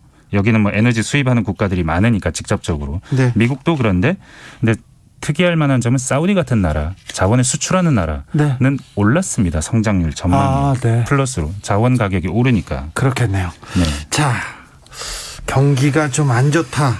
네. 물가가 상승한다. 또 어떤 우려가 있습니까? 일단은 이게 고물가가 1, 2년 가면 1, 2년이나 가야 됩니까? 네. 그러면 성장 전망 자체가 바뀌는 건데 네. 여기에 대해서 IMF가 쓴 표현 중에 상당히 좀 충격적이라면 충격적인 게 2차 대전 이후에 75년간 유지되어 오던 경제 질서, 국제 경제 질서가 바뀔 수 있다. 이게 사실은 경제 블록화 얘기거든요. 이 말 무섭네요. 75년간 유지되온 질서가 무너질 수 있다. 네, 이게 사실은 유튜브 같은 데 보면 이런 얘기하는 사람들 많습니다. 근데 IMF가 이런 말을 했다는 건 무게가 다릅니다. 네. 진짜 그럴 수 있다는 겁니다. 지금 러시아의 기술 장벽 치고 있고 국제 결제도 막고 있고 달러 사용도 막고 있고 에너지 수출 장벽도 장기적으로 치겠다, 안 사겠다 그러고 있잖아요. 장기적으로는. 네. 지금 당장은 사더라도. 그렇게 되면 경제 블록이 생긴다는 겁니다. 중국 러시아 쪽 블록과 나머지 블록. 그런데 중국 러시아 쪽 블록이 작다고 느껴지시겠지만 중동, 아프리카 이쪽은 중남미 이쪽은 굉장히 그쪽에 가까운 나라들이 많을 겁니다. 많죠. 네. 그래서 이렇게 불확실성이 커지면 우리는 수출하는 나라 아닙니까? 예. 수출하는 나라고 중국이 가장 큰 시장이고 예. 미국은 가장 중요한 동맹이고 양쪽 중에 하나를 선택해야 되는 상황은 매우 곤란할 수 있습니다. 그렇죠. 우리 또 경제가 또 어떻게 될지 코로나에서 벗어나서 민생이 좀 살아나나 소상공인 또 자영업자들 좀 일상으로 돌아가나 하는데 또 이 전쟁이 또 발목을 잡습니다. 아유 네. 푸틴 나쁜데 이거 어찌할 수도 없고. 반가운 소식이네요. 보이스피싱이 줄었어요? 네, 금감원이 어제 발표했는데요. 2년 연속 줄었고 줄어든 폭도 어마어마하게 많이 줄었습니다. 왜 이렇게 줄었을까요? 이게 사실 숫자를 보면 2019년에 6,700억, 네. 그리고 2020년에 2,300억, 네. 반토막 이하가 났고요. 예. 지난해도 1,680억까지 줄었는데 네, 사기치기가 왜 어려워졌을까요? 코로나에? 코로나 때문에 어렵답니다. 아, 그래요? 네, 사실 국내외적으로 사실은 중국에서 걸려오는 전화가 많을 텐데 네. 중국이 코로나 이후로 좀 이런 통행 이런 쪽에서 좀 엄격하게 제재를 하는 측면이 네. 있었죠. 네. 그런 영향이 크다는 거고요. 네.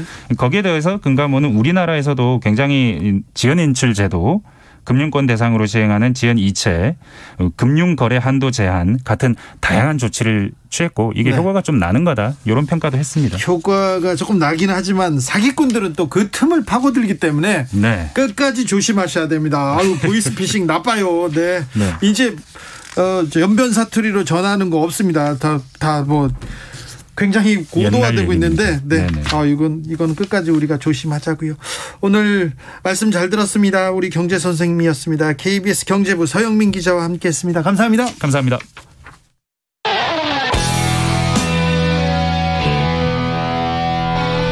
스치기만 해도 똑똑해진다.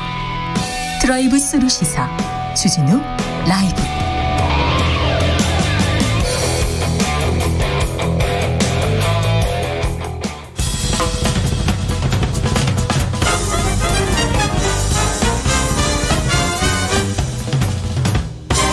훅 인터뷰. 모두를 위한, 모두를 향한 모두의 궁금증 훅 인터뷰. 장애인들도 이동할 수 있는 권리를 달라 그러면서 시위를 하던 전장현. 그런데 내일 다시 출퇴근길 지하철 시위를 벌인다고 합니다. 왜 다시 나와야만 하는지 그 목소리 들어보겠습니다. 전장현 박경석 대표, 안녕하세요. 네, 안녕하십니까. 아니, 대표님 얼굴 보러 온다더니 어디세요 지금?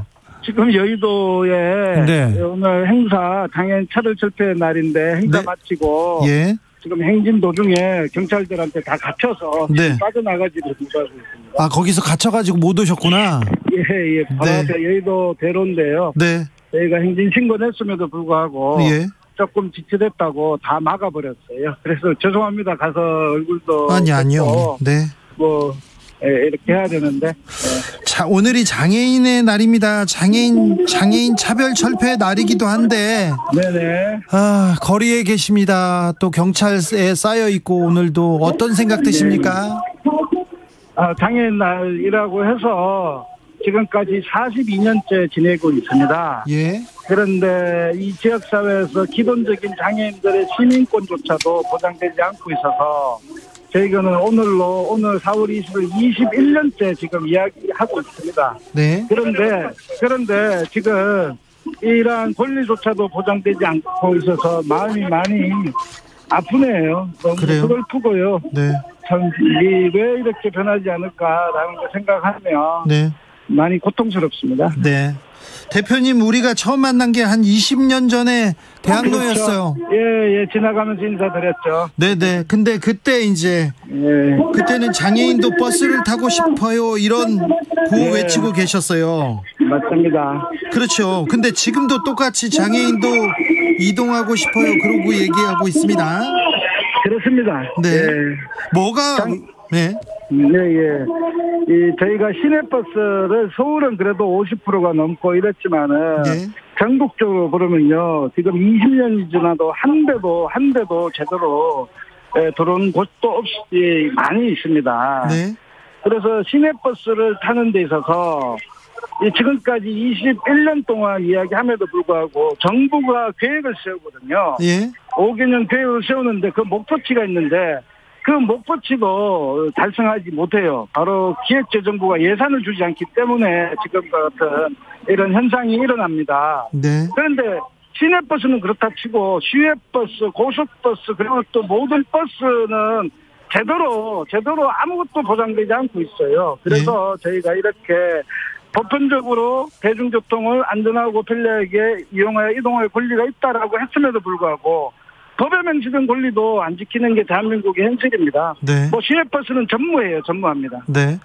오늘 오세훈 서울시장이 좀 예산을 좀 빠르게 책정해가지고 장애인 정책 적극적으로 지원하겠다고 했는데 어떻게 보세요? 네. 22년까지 다 지켰어야 될 약속입니다. 아, 그래요? 이명박 시장 때는요. 네. 2004년도까지 다 지키겠다고 한 약속이에요. 그게 지금까지 안 지켜졌습니까? 그럼요. 서울시는 그거조차도 지키지 않았습니다. 네. 그런데 얼마 전에 에스컬레이터에서 장애인이 또 떨어져 죽었지 않습니까? 네네. 그런 약속보다 왜 리프트에서 떨어져 죽은 거에 대해서 공식적으로 사과 한마디 없습니다. 아이고. 또 그런데 그 과정에서 또 예를 들어서 또 리프트를 타다가 떨어져 죽으면 그 만드는 기간 동안 그렇게 위험한 사륜기기라고 하는데요. 그런 사륜기기를 그대로 두고 만약에 또 떨어져 죽으면 장애인 탓할 거 아닙니까? 아이고. 먼저 사과부터 하셔야 돼요. 지키지 않은 사과 그리고 리프트에서 떨어져 죽은 사과 이거부터 먼저 하는 것이 서울시가 해야 될 마땅한 도리라고 생각합니다. 알겠습니다. 두 번이나 약속을 어겼는데요. 네. 그거는 한마디 언급도 안 하지 않습니까? 예. 이게 뭐 어떤 정당의 문제도 아니거든요. 네네.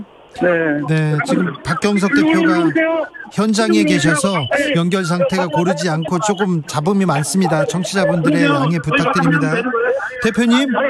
네네. 옆에 경찰들이 왔어요? 네, 너무 많아가지고 저 지금 인터뷰 도중인데 경찰들 다 둘러싸여가지고 인터뷰하고 있어요 지금. 경찰들한테 조용히 좀 해달라고 해주세요. 예, 좀 조용히 하라고 그래도 뭐 안 되네요. 네.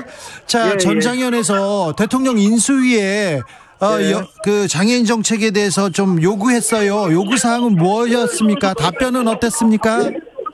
예, 장애인 이동권을 보장하는데 장애인의 지역 간 차별들, 이동의 지역 간 차별의 문제들을 해소하기 위해서 기획재정부가 예산을 보장하라고 한 겁니다. 네. 그런데 기획재정부는 그것을 보장하지 않았어요. 약속을 안 했어요. 네. 그리고 탈시설을 할 수 있도록 예산을 좀 보장해달라라고 했는데 그 또한 탈시설은 장애인 단체 간에 이견이 있는 문제라고 하는데요. 네. 이거는 탈시설은요 유엔장애인 권리협약에서 명시된 권리입니다. 네. 이견이 있다면 유엔장애인 권리위원회 가서 대한민국 정부가 장애인 권리협약 못 지키겠다 이런 이야기를 하셔야 되는데 장애인 단체 간에 이견이 있기 때문에 예산을 명확하게 밝히지 않았습니다. 그리고 교육의 문제나 노동의 기회를 참여할 수 있는 이런 모든 문제들을 저희가 제시를 했음에도 불구하고 그냥 열심히 하겠다, 검토하겠다, 그리고 또 확대하겠다라는 정도의 공약 수준의 이야기를 다시 반복한 것뿐입니다. 네, 알겠습니다. 경찰이 조용해졌네요. 예, 지금 빠져나왔습니다. 네. 경찰. 예. 얼마 전에 이준석 대표하고 토론했는데 토론 어떠셨어요? 예, 토론을 이렇게 우리 당 대표님이랑 했는데요. 네. 당 대표께서 저희들을 전장현을 낙인화하고 또 장애인의 이동권을 갈라치기를 한 거에 대해서 공식적으로 사과하라고 하니까 못하겠다고 했고 지속적으로 장애인 특히 전장현을 낙인화했던 이런 과정들이 있었습니다. 그래서 지하철에서 이제 인수위가 오고 그래서 인수위를 만나서 잠깐 멈췄는데요. 네. 바로 그때 이 토론을 하자라고 이렇게 제안을 해서 만나게 됐습니다. 네. 토론을 하는데요. 처음에는 많이 너무 좀 이제 도살장 가는 기분이었어요. 네. 도살장 가는 기분이었어요. 도살장이요? 왜냐하면 제가 말을 버벅거리고 지금 인터뷰하는데도 그런데 네. 좀 말을 버벅거리고 잘 전달되지 않으면 저 혼자야 뭐 괜찮은데 네. 이 장애인 이동권 투쟁, 권리 투쟁했던 많은 사람들이 또다시 상처를 받을까봐 이것이 가장 좀 두려웠어요. 네. 그래서 머리가 하얘지더라고요. 머리가 예. 원래 머리가 좀 하얀데 원래 하얘시잖아요. 예, 그런데 머리까지 다 하얘져버렸어요. 알겠습니다. 네. 예. 내일부터 또 지하철 시위 나서십니까? 7925님께서 출퇴근길 불편은 좀 최소화하는 방법으로 목소리 내주세요. 이렇게 얘기하시는 분도 있는데요. 예, 그런 분이 너무 많이 있고요. 네. 그것 때문에 많은 불편함을 끼친 것에 대해서는 토론 때도 다시 한번 사과를 드렸습니다. 아, 사과하셨구나. 네, 너무 죄송합니다. 네. 그런데 그럼에도 불구하고 21년 동안 저희가 이렇게 외쳐도 네.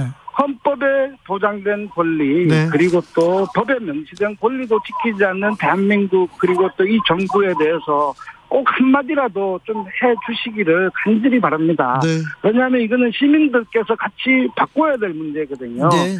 장애만의 문제가 아니고 그래서 좀 한번 같이 좀 바꿔주시기를 간절히 부탁드립니다. 네.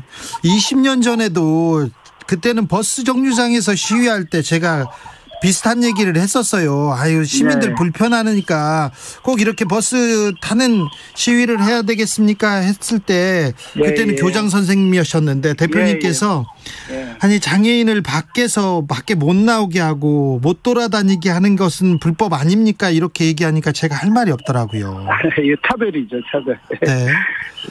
아무튼 이제 뭐 시민들이 장애인들이 이렇게 불편함을 겪고 있다는 건 잘 알고 있습니다. 네네. 그러니까 네, 아무튼 내일부터 시위하신다고요? 예, 저기 아침 7시부터 저희가 경복궁역 인수위가 있는 경복궁역과 5호선과 2호선을 저희는 7시에 탈 예정입니다. 출근길에 지하철 탑니다. 네. 라는 것을 통해서 정말 변화해야 될 이 사회가 무엇인지를 이야기하고 싶습니다. 네, 알겠습니다. 신용현 인수위 대변인이 인수위가 할 수 있는 영역 밖의 일이다. 장애인 예산 관련해서는 이렇게 얘기하더라고요. 그렇지 않습니다. 저희는 인수위가 가지는 것은요, 이제 윤석열 정부의 방향을 제시하는 거 아닙니까? 예. 제가 인수위의 구체적 법률적인 권한이 무엇인지는 잘 인지 못하지만은 네. 이 문제와 대해서 적극적으로 표현할 수 있고 그리고 기획재정부의 예산을 이런 쪽에서 중앙정부가 책임지겠습니다라는 정도는 하셔야 되는 문제죠. 예. 그런데 그런 말도 없이 그냥 확대하겠습니다 이렇게 한다는 건요.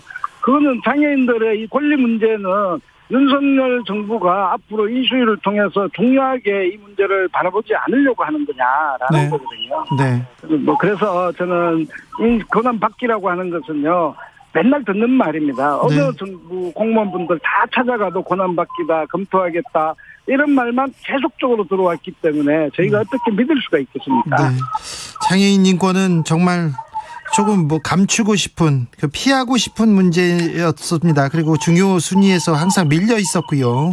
네네. 어제였나요? 장애인 부모연대 결의대에 있어 삭발하는 모습 이렇게 봤는데 거기도 다녀오셨죠? 예. 네.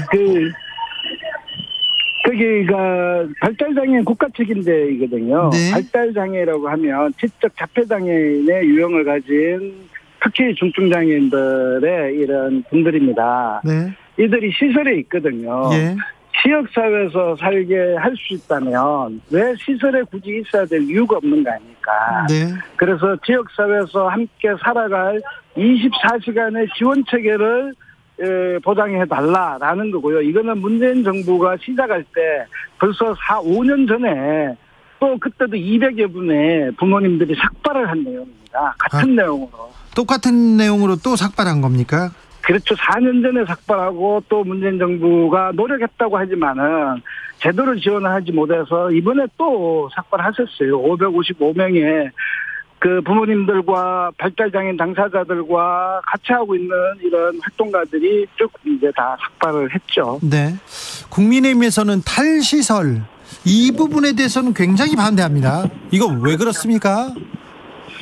일부 거주시설의 부모님들이 네. 우려스러워서 지금 시설에서 나오면 다 죽는다. 제대로 안 돼 있는데 그리고 가족의 부담이 되는 이유로 반대하고 있는 걸로 알고 있습니다. 네.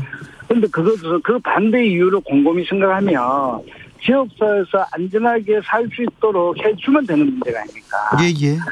이것을 하지 않고 마치 불안을 조성하는 것 그리고 그분들의 이야기를 그대로 받아서 마치 그 부모님들과 우리들의 뜻이 다른 것이냐 이야기하고 있는 국민의힘은 매우 무책임한 정당입니다. 네. 만약에 국민의힘이 그런 이야기를 하신다면 유엔장애인 권리협약에 근거해서 유엔에 가서 다퉈야 될 문제거든요. 예. 그런데 장애인들끼리 이렇게 갈라치면서 오랑캐 다루기를 하고 있어요. 정말 무책임하고 비겁한 행동이라고 저는 생각하고 있습니다. 국민의힘이 장애인을 오랑캐 다루듯 합니까? 그렇죠. 뭐 이 장애인 단체끼리 싸우게 만들고요. 갈라치게 만들고요. 입장이 다르다고. 이런 거 다 그런 거 아닙니까? 오랑캐 다루듯이 이렇게 하는 이런 정말 이 잘못된 행동이에요. 유엔 장애인 권리 협약에 비준에 가서 비준한 나라인데요. 거기서 이야기하셔야죠. 탈시설 문제가 만약에 네. 이것이 문제가 있다고 한다면 알겠습니다. 거기서 이야기할 문제입니다. 알겠습니다. 너무 소리가 높아져서 아닙니다. 네. 소리 높일 땐 높이셔야죠. 예, 장애인 이동권과 관련해서 시민들에게 마지막으로 한마디 해주십시오. 장애인도 시민입니다. 네. 그런데 이 이동권의 문제는 장애인만의 문제가 아니지 않습니까? 네. 노인들도 같이 이용하고 그리고 어린아이도 이용하고 그리고 유모차를 끄는 우리의 분들도 짐차를 끄는 분들도 모두가 이용하는 겁니다. 이거는 우리의 미래의 모습이거든요. 함께 살아갈 수 있는 가장 기초적인 문제임에도 불구하고 지금까지 장애인 문제로만 생각하는 문제도 매우 저는 잘못된 문제라고 생각하고요. 함께 좀 풀어주십시오. 시민 여러분. 네. 저희들도 시민입니다. 그리고 법 앞에 평등한 사람이고요. 누구든지 차별받지 말아야 될 사람 내 한 사람입니다. 꼭 좀 부탁드리겠습니다. 알겠습니다. 20년 넘게 똑같은 목소리로 똑같은 외침을 하고 있는데 이제는 좀 이 사회가 국가가 좀 응답할 때인 것 같습니다. 지금까지 박경석 전국장애인단체 차별철폐연대 대표였습니다. 말씀 감사합니다. 네, 고맙습니다. 교통정보센터 다녀오겠습니다. 임초희 씨. 네, 이 시각 교통정보입니다. 앞서 말씀하신 대로 이곳 여의도에서 집회가 있습니다. 집회 인원들이 의사당대로 여의도공원 앞에서 여의도역 쪽으로 전차로를 막고 행진 중입니다. 앞서가는 행진 인원들은 여의도역을 돌아서 다시 의사당대로 국회 앞 삼거리 쪽으로 돌아오고 있고요. 일부 여의대로와 지하도로 모두 부분 통제 중이라 도로 이용에 참고하셔야겠습니다. 그리고 이 집회로 인해서 신월 여의지하도로도 서울 방향으로는 차량 통행이 되지 않고 있어서 다른 도로로 미리 우회하시는 게 좋겠습니다. 서울 시내 주요 도로 올림픽대로 잠실 방향은 행주대교부터 월드컵대교 그리고 반포대교에서 영동대교까지 정체가 되고요. 강변북로 구리 쪽은 방화대교에서 양화대교, 원효대교에서 잠실대교까지 막히고요. 다시 잠실철교부터 암사대교까지 교통량이 늘었습니다. 고속도로는 논산-천안고속도로 천안 쪽으로 차량터널 1차로에 사고 있어서 부근에서 정체가 심하고요. 평택제천고속도로 제천 쪽, 평택터널 부근에서도 사고 처리 중이라 뒤로 3-4km 구간 많이 밀리고 있습니다. KBS 교통정보센터에서 임초희였습니다. 오늘도 수고하고 지친 자들이여 여기로 오라. 이곳은 주기자의 시사 맛집 주토피아 주진우 라이브. I messed up tonight.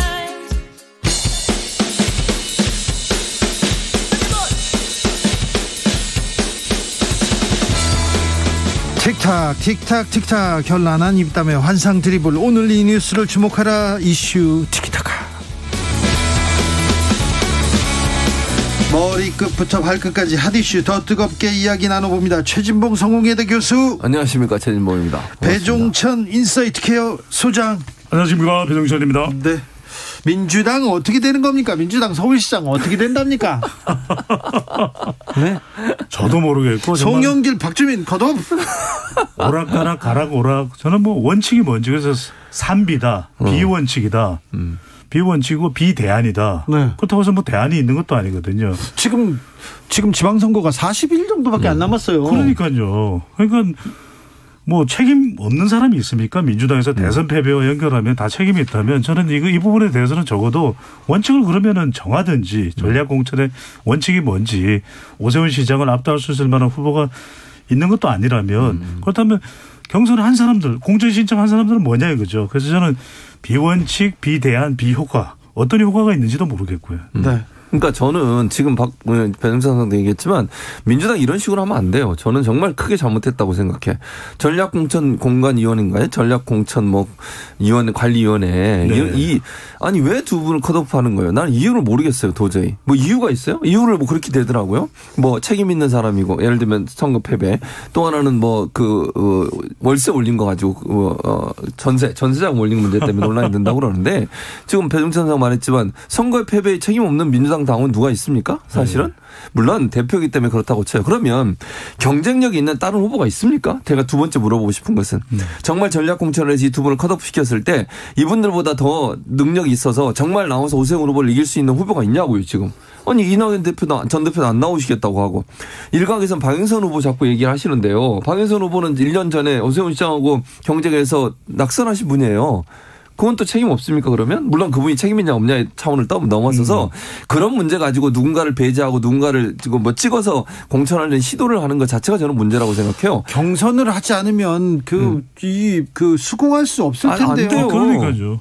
그러니까 똘똘 뭉쳐도 지금 더불어민주당으로서는 서울시장 선거에서 경쟁력을 가질까 말까잖아요. 네. 오세훈 시장이 현직 프리미엄도 있고 대선 승리의 밴드웨거닝 효과도 있고 여러 가지 상황인데 지금 자중지랑 지금 오락가락 가락오락 이건 아닌 거죠. 네. 그렇죠. 그러니까 저는 이게 큰 문제라고 생각해요. 주 기자 지적했듯이 경선하게 놔둬야 돼요. 왜 이러는지 모르겠어요. 자꾸 왜 전략공천관리위원회에서 이런 식으로 두 사람을 배제하고 하는 것 자체가 문제라고 저는 보고 하려는 마음인 사람 다 모여서 경선하고 경선하면서 국민적 신뢰도 얻고 또 누가 가장 경쟁력 있는지 확인해 보고 그리고 그 사람을 지명을 하는 전략공천을 하든 아니면 경선을 통해서 어떤 후보를 선택하고 그리고 나서 열심히 할 수 있도록 뛰어야 되는 거 아닙니까? 이렇게 조금 나오려고 하는 사람 발목 잡고 그리고 대안도 없어요. 지금 현재 대안 있으면 얘기해 보세요. 그러면 민주당이 대안도 내지 않으면서 시간도 얼마 남지 않은 상황에서 이렇게 자꾸 자중질환 나오고 개파 싸움으로 흘러가는 듯한 모습을 보이는 것이 과연 무슨 도움이 되겠는가.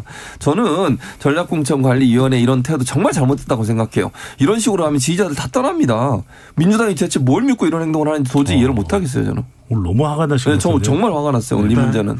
아무튼 민주당이 선거에서 졌지 않습니까? 네. 자성과 반성 먼저 하고 그리고 새로 태어나겠다. 그리고 새 인물로 이렇게 비전 정책을 내놓을 테니까 우리를 다시 한번 믿어주세요. 해야 되는데 이것도 저것도 안 되는 것 같아요. 그러니까요. 그렇게 따지면은 최진봉 교수님 말씀하셨던 대로 지금 현역인 지방선거이기 때문에 현역이 다수가 더불어민주당이거든요. 네. 그러면 지금 현역 더불어민주당 지난 지방선거에서 당선됐던 인물 중에서 선거 패배 책임 없는 사람이 있습니까? 다 나오면 안 되죠. 다 내던져야죠. 그러니까 지금 원칙이 있어야 됩니다. 어떤 원칙에 의해서 그렇다면은 뭐 가령 뭐 기준을 정한다든지 공천의 기준이나 경선의 기준을 정한다든지 또는 어떤 사람들은 왜 안 되는 거에 대한 명분이 설득력이 있든지 이런 것이 진행이 돼야 되는데 이것도 아니고 저것도 아니고 저것도 아니고 이것도 아니면 안 되는 거죠. 네. 이것도 아니고 저것도 아니고 저것도 아니고 이것도 아닙니까? 그러니까 가장 중요한 건 저는 경선을 하는 거예요. 그래야 수긍을 하고요. 어느 누구도 지금 상황에서는 어떤 사람이 누군가를 공천하는데 예를 들면 진짜 그렇게 되려면요. 전략 공천하려면 오세훈 후보를 이길 수 있을 정도의 능력이 있거나 그 정도의 지명도가 이런 사람을 하면 모르겠어. 그럼 수긍을 하겠죠. 네. 근데 지금은 없잖아요. 근데 왜 경선 안 하겠다고 하는 거예요, 대체? 네. 아니, 이해를 못 하겠어요. 누가 이런 판단을 합니까? 누가 이런 결정을 할 수 있습니까? 그러니까 너무 황당해요. 누가 했는지 잘 모르겠는데 지금 현재로 나온 거는 전략 공천관리위원회에서 했다고 해요. 거기서 일부 한 분이 또 반발하고 나오신 분도 있고 위원 중에 한 분이 거기서 했다고 하면 그 위원회가 문제가 있는 거죠. 왜 이런 결정을 하는지 모르겠어요. 물론 또 다른 데서 영향력을 행사했는지 모르겠지만 이게 저는 이러다 보면 개파 싸움으로 흘러갈 가능성이 커요. 지금 개파 얘기가 나왔어요. 그러니까요. 거죠. 이렇게 가는 것은 민주당이 정말 자멸하는 길입니다. 자멸하는 길. 지금 똘똘 뭉쳐도 서울에서 이길 수 있을까 말까예요. 이걸 가능성이 아직도 낮아요. 그러면 정말 공정하고 객관적이고 국민이 납득할 수 있는 방법으로 후보를 선출을 해야지 이런 식으로 꼼수를 쓰려고 하고 개파 싸움 해가지고 주도권을 쥐고 있는 개파에 자기들이 원하는 후보를 내세우려고 하는 그런 선택을 하는 거 이건 정말 잘못됐습니다. 2018년 자유한국당을 보는 듯한 그런 느낌이 있다는 분들도 있습니다. 거죠. 네. 자, 그리고 민주당에서는 법사위에서 계속해서 검찰개혁 밀어붙이고 있습니다. 어제는 최강욱 의원과 전주에 온 공방도 있었습니다. 이 부분은 어떻게 보십니까? 그러니까 이제 이 공방이 서로 말이 달라요. 지금 무슨 말이냐면 적외라는 말이거든요. 적외라는 말에 문제가 되고 있는데 국민의힘에서는 최강욱 의원이 발언 과정에서 전주의 의원을 향해서 적외라고 얘기했다고 지금 주장을 하고 있고 최강욱 의원은 그게 아니고 전주의 의원이 말씀을 하셨는데 저런 식의 태도가 문제가 있다는 얘기를 하면서 적외 국회의원이 상대 국회의원에게 할 수 있는 행동입니까? 라고 얘기했다는 거예요. 사실은 서로 좀 해석이 다르잖아요. 네. 같은 말을 했는데 그런 상황인데 문제는 그 적외라는 말을 빌미로 해서 이제 국민의힘이 더 이상 협상을 안 하고 나와버렸어요. 그래서 협상이 지금 안 되고 있는 상황이거든요. 그래서 민주당은 검수완박이라고도 칭해지는 검찰 개혁안 강행 처리 수순에 들어갔어요. 네. 오늘 민영배 의원 탈당했습니다. 그렇죠. 그런 이유는 왜냐하면 양양자 무소속 의원이 민주당 출신이죠. 네. 그런데 이제 입장문을 낸 것으로 알려지고 있습니다. 네. 그래서 검수완박 법안 통과에 대해서 반대하겠다. 이렇게 되면은 법사위에서 통과가 안 되는 것이거든요. 지금 민주당 진영에서도 민주당 민주당이지만 민주당 사람이라고 해야 되는데 그 안에서도 지금 입장이 지금 통일이 안 되고 있어요. 그러니까 앞서 이제 최강욱 의원이 이야기도 했지만 저는 이게 뭐 어떤 식으로 발언이 해석이 되든가 그게 중요한 것이 아니라 지금 더불어민주당에서 가장 먼저 공을 들여야 되는 것은 국민들의 공감을 얻는 겁니다. 예. 국민 여론을 호의적으로 더 검찰 수사권 기소권 분리에 대해서 뭐 완전 박탈이라는 용어가 너무 세다면 다른 설명을 해서라도 이것을 끌어내야 되거든요. 설명해야죠. 그런데 이거 대체적으로 지금 국민들의 설득해야죠. 여론을 보면 최재형 교수님도 아시겠습니다만 왜 이렇게 서두르느냐. 그리고 6대 범죄와 관련해서 1년 정도 지금 시행을 해왔고 크게 문제가 없는 것 같은데 국민들은 공감하지 못한다는 것이거든요. 그렇다면 왜 완벽하게 철저하게 티끌 하나까지도 완전히 수사권과 기소권을 분리해야 되는데 설득을 해야 되는 거죠. 국민들의 마음. 그러니까 뭐 대한변협이 반대한다 또는 민변이 반대한다 참여연대가 반대한다. 소장님 국민들 설득 전에 지금 민주당 내에서도 설득이 안 되나. 그러니까 제가 말씀을 드리는 거죠. 그러니까 그래서 과정이 중요한 것이 국민들이 만약에 60% 70% 검찰 개혁 중에서도 수사권과 특히 이제 기소권을 완전히 분리하면서 수사권을 완전히 박탈한다. 6대 범죄까지 이 선거 경제 또 여러 가지 내용들이 있지 않습니까? 바로 이런 부분들 대형 참사 방위 산업 또 공직자까지 이런 부분까지 박탈해야 되는 것에 대해서 국민 설득이 먼저 들어가야 되는 거죠. 그러니까 일단 지금 민주당 입장에서는 멈출 수는 없어요. 상황적으로 보면. 너무 많이 달렸어. 그렇죠. 호랑이 등에 올라탔어요. 네. 이걸 멈추는 순간 이것도 아니고 저것도 아니고 지금 안 하는 것만 못하게 돼버려요. 그러니까 민주당 상황에서는 고를 해야 돼요. 지금 상황은.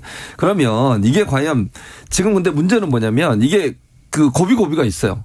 지금 이제 물론 민영배 의원이 무소속으로 가서 안건 조정위원회는 아마 이제 통과될 수 있겠죠. 네. 그러면 필리버스터가 문제가 돼요. 필리버스터 같은 경우에 양희자 의원까지 포함해서 180석이 되려면 권은희 의원, 양희자 의원이 동의를 해줘야 돼요. 그래야 필리버스터를 강제로 종료할 수 있어요. 강제 종료를 못하게 되면 회기를 끝내고 다음 회기로 넘어가야 되는데 거기는 의장이 결정이 필요해요. 국회의장 박병석 의장이 원래 출장하려다가 갑자기 그 출장을 안 가고 지금 자리를 지키고 계세요. 박병석 의장의 지금까지 태도를 봤을 때는 대체적으로 합의문 가져와라. 합의를 잘 해봐라. 대안 내놔라. 이렇게 얘기할 가능성이 있다는 거죠. 네. 그러니까 민주당이 원래 스케줄대로 하려면 박병석 의장이 회기도 쪼개서 해주고 그다음에 안건 상정까지 하도록 하는 것이 스케줄 안에 들어있어야 돼요. 근데 그 부분이 아직 명확하지 않아요. 그래서 제가 볼 때는 이게 진행되는 과정에 민주당이 원하는 방식으로 갈지 안 갈지는 미지수다. 그게 첫 번째. 두 번째. 그러나 민주당은 지금 상황에서 멈출 수는 없다. 그런 상황이에요. 좀 멈출 수 없다는 상황은 이해가 됩니다. 그래서 더불어민주당도 이 법안을 그렇다면 꺼내 들지 않았겠죠. 왜냐하면은 윤석열 정부가 시작하기 전에 이것을 통과시켜서 대통령이 5월 3일 날 발효를 해서 3개월의 여유를 두고 검찰 수사권을 완전히 박탈하겠다. 이게 일정이라 하더라도 아무리 일정이라도 국민 없는 법안은 없는 겁니다. 국민 없는 정당은 없는 거예요. 국민 없는 지방선거는 없는 겁니다. 그래서 저는 병행해야죠. 지금이라도 우리 옛 말에도 있고 어르신 말에도 있고 급할수록 돌아가라 그러지 않습니까? 급하더라도 2주라도 짧아요. 이 시기에도 설득하고 국민들의 마음을 돌릴 노력을 해야 되죠. 그 노력 없이 우리는 간다. 170석이 뭡니까? 180석이 뭡니까? 그 정당 국민들로부터 외면당합니다. 그 점을 반드시 알아야 됩니다. 그러니까 그게 이제 배 소장 말은 충분히 이해를 하겠는데 민주당 입장에서는 무슨 입장을 갖고 있냐면 그렇게 논의를 해서 예를 들어서 시간을 길게 가지고 가면 윤석열 당선인이 취임하고 나면 그게 불가능할 거라고 보는 거예요. 민주당 그래서 입장에서는. 저는 서두르는 거는 이해가 되는데 그 서두르는 과정의 말미에는 대통령의 판단까지 포함된다면 적어도 아무리 시간이 없더라도 그 촌놈을 쪼개서라도 국민 설득을 하는 노력은 더 해야 된다는 거죠. 그렇죠. 그건 가능하다고 봐요. 오사공원님께서 아무리 열길 물속은 알아도 한길 사람 속은 모른다지만 요즘 국회를 보면 소위 갑툭튀 모르겠어요 얘기합니다. 조성빈님 민주당 정신 차려야 합니다. 소탐 대실 아닙니까? 이렇게 얘기합니다. 송원주님 개파 싸움 결과 아닌가요? 누구든 원하는 자 모두 경선에 참여해서 축제 분위기를 조성해서 국민적 관심, 공감대 조성해야지 얘기하는데 아무튼 이 서울시장 선거든 아무튼 그 검찰 개혁이든 국민 공감대 여기는 좀 부족한 것 같습니다. 그러니까 아쉬워요. 저는 뭐냐면 그래도 지방선거와 지난 2020년 총선 국민들이 힘을 실어줬거든요. 네. 그때 하라고 했던 게 뭐냐면 국민들과 소통을 하라. 국민들과 더 여론을 반영할 수 있는 그런 정교한 정책을 만들어라. 그 주문을 했던 겁니다. 그 못한 것에 대한 반성을 했어야 되죠. 그래도 우리 주진우 라이브는 국민들이 왜 많이 듣고 청취율이 높으냐. 공감을 하는 거죠. 그런 속뜻이 담겨 있는 거죠. 그렇다면 적어도 저는 지금 시간이 아무리 없더라도 네. 정말 1분 1초가 시간이 없고 그렇게 촉박하더라도 저는 해야 될 이야기는 해야 되는 거죠. 네. 해야 될 얘기는 해야죠. 그러니까 지금 상황에서 이제 민주당도 열심히 이제 설득을 하고 있고 또 안건조정위원회나 아니면 법사위에서 야당도 설득하고 그런 노력을 할 거예요. 검찰 얘기도 듣고. 다만 이제 아까도 얘기했지만 기본적으로 이제 검찰 개혁에 대한 큰 그림에는 동의를 해요. 수사권, 기사권 분리에 대해서 사실은 지금의 국민의힘도 예전에 이미 찬성하는 법안들 많이 내놨고 찬성하는 법안도 많이 했었어요. 권성동 의원도 그런 얘기를 했었고요. 예전에 다. 윤석열 당선인 얘기했었습니다. 유승민 전 의원도 그런 얘기 하셨고 그 증거가 많이 있어요. 그러니까 이거 자체를 거부하지 않아요. 그러니까 수사권을 완전히 폐지하는 문제 가지고 논란이 되는 것이고 그 수사권이 폐지됐을 때 그 수사권이 누구에게 넘어가느냐 문제 때문에 논란이 된다고 봐요. 네. 그러니까 그 부분에 대해서는 충분히 논의가 필요하다고 생각해요. 아까 말씀드렸듯이 민주당 입장에서는 이번 기회가 아니면 이제 5년 동안은 이 법이 절대로 통과될 수 없다는 부분에 대한 위기감이 있는 거예요. 민주당의 서울시장 공천 그리고 검찰개혁안 때문에 이 소식이 쏙 들어갔습니다. 지금 다음 주부터 네. 총리 그리고 장관 후보자 인사청문회 기간이에요. 그렇죠. 사실은 그래서 지금 총리 그리고 장관 지명자들이 지금 웃고 있답니다. 이 부분이 지금 정호영 계속 후보자 얘기 나오다가 쏙 들어갔어요. 그러니까요. 저는 그래서 검수완박이라는 법안이 완전히 박탈하는 것에 대해서 굉장히 민감하게 이제 민주당에서는 경계를 하고 있는데 그래도 저는 국민 설득이 더 필요하다. 이거 쉽지가 않아요. 왜냐하면 지방선거에도 타결 조소가 있고 최재명 교수님 말씀하셨지만 이렇게 서둘러야 될 부분이면 왜 1년 전에 안 서둘렀어요? 왜 2년 전에 안 서둘렀어요? 그리고 정 필요하다면 5년 후에라도 정권을 가져와서 다시 통과시키면 되는 거죠. 그러니까 저는 더 크게 봐야 된다. 더 넓게 봐야 된다. 지금 이러다 보니까 문제가 많은 인사청문이고 인선임에도 불구하고 국민 여론은 오히려 윤석열 당선인 쪽에서 돌아서야 되는데 윤 당선인으로부터 돌아서야 되는데 올해 민주당 쪽에서 돌아서고 있는 거죠. 이거 주목해야 되고 이거 중요한 지적입니다. 그건 이제 배 소장 생각이시니까 그렇다고 치고요. 일단 이 정호영 보건복지부 장관 후보자 문제 같은 경우는 논란이 많잖아요. 제가 볼 때는 윤석열 당선인 측에서도 어느 정도 손절의 각을 나오는 것 같아요. 네. 시점의 문제라고 저는 보거든요. 그러니까 어제 40년 직이란 말을 이제 40년 직이가 아니다 이렇게 얘기하면서 일정 부분 거리를 뒀고 그리고 국민의힘 내부에서 반발이 너무 심해요. 그래서 제가 볼 때는 아마 청문회까지 갈지는 제가 잘 모르겠고 또 하나 이제 한동훈 법무부 장관 후보자 청문회까지는 갈 것 같습니다. 그러니까요. 그럴 것 같아요. 그래서 끝까지 끌고 가서 그러면 윤석열 당선인은 좋지 않을 것 같은데 어쨌든 그렇게 하실 것 같고요. 한동훈 법무부 장관 후보자에게 새로운 의혹이 하나 나왔어요. 그게 뭐냐면 엄마 찬스라는 의혹인데 검사 임관 전에 그러니까 본인이 검사 임관하기 전에 모친이 어느 분의 돈을 빌려줘요. 1억 원을 빌려주는데 그 돈을 빌린 사람 그러니까 금저당권을 설정을 하잖아요. 1억 2천을 금저당권을 설정을 합니다. 근데 그분이 그 돈을 빌려 집을 사요. 아파트를 하나 삽니다. 그 아파트를 한 달 후에 한동훈 검사가 그걸 매입을 해요.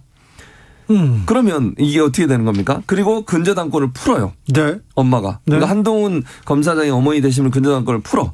근데 그 사이에 그러면 뭐가 이루어져야 되냐면 한 1억을 빌려준 돈을 풀면서 집을 일단 한동훈 검사장이 매입을 한 거잖아요.